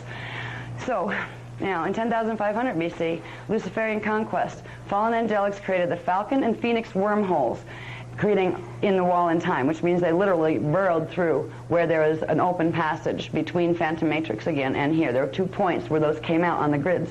Those wormholes allowed for more frequency to be transmitted back and forth. They could pull more frequency from our grids, and they could blast more frequency through to code our grids the way they wanted to from Phantom. These are becoming a problem. They have been dormant for quite a while. They were capped. The founders capped them in 10,500 BC, and that's how they stopped the Luciferian conquest. They have been progressively open since 1903. The opening began with the Falcon wormhole, and it progressed into opening of the Phoenix, I believe, in 1972. All that information in detail is in the 51 pages that you have here. Okay, now, between 1903 and 1916, the Zeta Draconian agenda races uncapped the Falcon wormhole and then began activation of the Falcon APIN system. I'll show you these maps in a minute. In 1943, the Philadelphia experiment, the Zetas expanded the Falcon wormhole, creating the Phi X wormhole system, which is a series of wormholes that run off the Falcon that go through like the east coast of the United States. Between 1951 and 1972, the Anunnaki agenda fallen angelics attempted to uncap the Phoenix wormhole so they could activate their APIN systems in hope of winning covert Templar control, because they were at this point, the Draconians had come in, they'd uncapped the Falcon, and they were starting to get control of the grids when the Anunnaki had put so much energy into being the ones that were going to be victorious in this stellar activation cycle. So a battle has ensued ever since, covertly, and it's been run through the political infrastructure of our global culture, literally, who's going to get control of what grids, between the Draconian agenda and the Anunnaki agenda races. Then you had the Nephilim agenda, and they kind of played a little of both sides and had an agenda all their own. They were going to take the place. They weren't even going to bother with anybody else. Both the Draconian races and the Anunnaki races tended to be afraid of the Andrami Necromaton Nephilim, because they are the nastiest matrix known in the fallen angelic system. They have the capacity of 11.5 reverse DNA strands, which means they are D11.5 dark avatars, collectives that get in body. Okay, so as all this is starting to go on, then there was just a lot of craziness. Some of this is in the information you have, like more detail on all of these things. Now, in 1972, the Anunnaki agenda races finally uncapped the Phoenix wormhole. That was theirs. and begin activation of the White Eagle. That was our grid that they stole. You know, the Golden Eagle turned, and the White Eagle grid, they did this because they began to make deals with the Andromi Necromaton races, with the Archangel Michael matrix. They began to say, okay, well, why don't we help each other? So in 72, they uncapped the Phoenix wormhole and began to activate the White Eagle, the Dove, and the Phoenix APIN systems. This is where all of our channeling broadcast stations are coming from. Okay.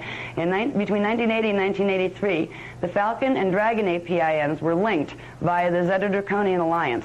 They made an alliance between the Omicron Draconian races and all the Zeta races, and that had remained in the drama. In 1983, the Montauk Project was done. The Drac Agenda, Alpha Omega Centauri Necromaton Andromes, which is a branch of those Andromes that are affiliated with the Nephilim, but they're usually a competing branch. Okay, how am I doing on time? Okay, anyway. They linked the Phi X Falcon wormholes to the White Eagle APIN. So they're linking all these grids together so they can get more power and progressively build up, getting control of the planetary Templar. I'm doing this fast. I mean, we can, slow it down a little later, but I want you to see the history here so you see what we're, in the middle of healing. All right, November 1992, Palladian, Nibiruan, Anunnaki, Galactic Federation, and Ashtar Command, they grudgingly joined the Emerald Covenant Palladian-Sirian agreements in fear of losing the Templar battle with the Draconian and Andromi races.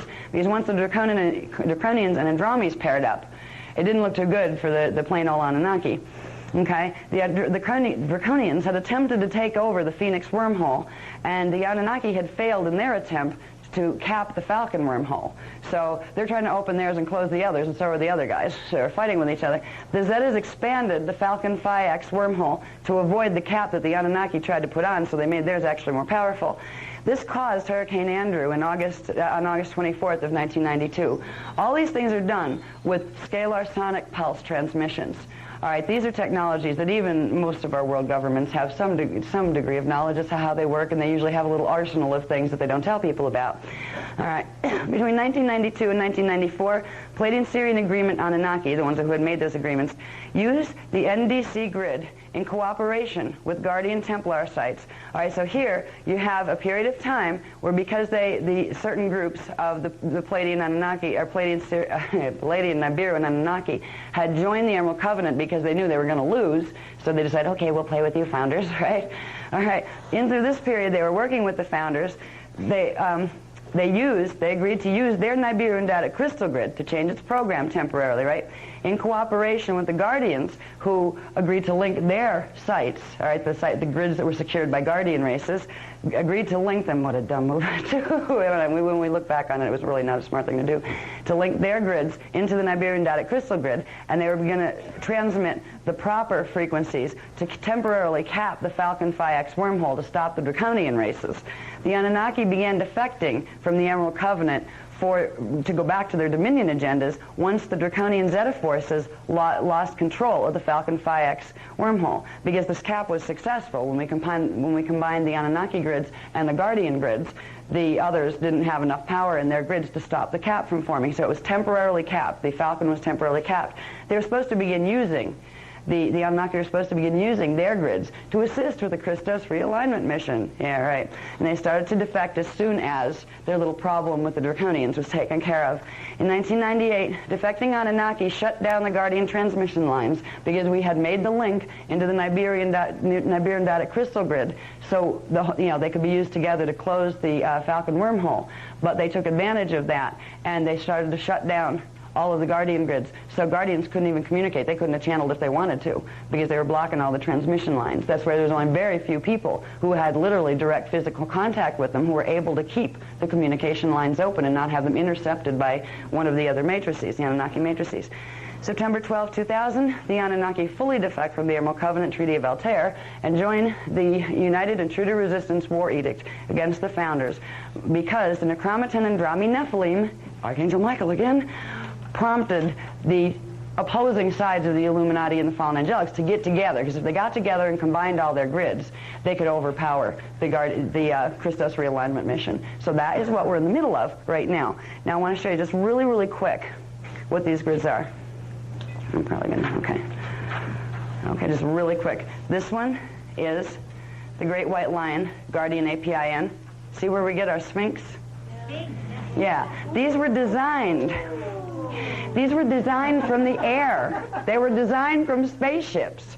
All right, this is what you would see on the spaceship. It was done as this to symbolize the Elohai Elohim Leonines. All right, this was their grid. So they literally left their mark on the planet. They put it where it needed to be as far as running the mathematics. But they were artistic about it as well. They left an insignia or a portrait of their symbol of who they were in the grids as well. So this is the Great White Line, APIN. We can go to that, and that one is the guardian of the verticals, okay, the axiotonal lines.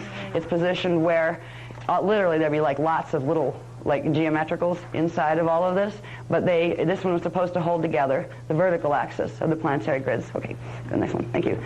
This poor little bird. Whoops. Yeah, okay. Now see, this one runs horizontal. This one was the other guardian one. It belonged to the Seraphi Seraphim avian hominid races. So it was a bird. And it was keyed to D8 and D12 frequency, which gave it a pale gold color when you see it on incoming. So this was the golden eagle. This is the grid that was taken over by the Archangel Michael matrix people, by the Nephilim, and progressively its matrix reversed.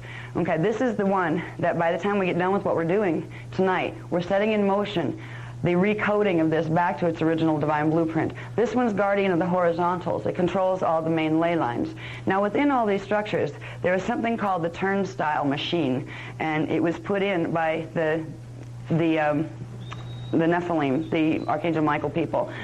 And we'll show you in a minute the map on that, because that's what we're dealing with in Canada. The turnstile machine literally would take frequency from the Nibiru Dadic crystal grid, and it would run it through axiotonal or ley line 11 over into this particular machinery in the grids that they had put in the grids, and that's how they were controlling this whole matrix. And it literally had the potential to control all of the planetary grids very, very rapidly. Okay, could we go on real quick, honey?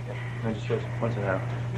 When you look at the map that's coming up of the Canadians, notice that the key point 11 is where the beak is on the eagle. Yeah. And also that there's certain key points. Also, I was pointing out that the control point 11 is where the beak is. You'll notice that there'll be a clustering of points here, and also looking in this area. And the lines that run through the heart center of the bird are all significant, okay? Yeah, you'll see on the other map when we get to that. Okay, this is just going to flash them by real quick. You can look at them more fully, you know, like later we can look at them more fully. These are just so you see what I'm talking about with the APIN systems. This one was the dragon that ran through that way. This one was the falcon, okay? The dotted line ones. Now these were done for the Voyagers book, so they were all like we kind of doubled up on some of them just to show that they were there, because I had a page count, like a limitation on how much the publisher would let me put in the book as far as pages, because it costs more money to, you know, make them bigger. Okay, let me put the next one, Buddy, please. Are you going to check off the farm, please? I know, I have to go.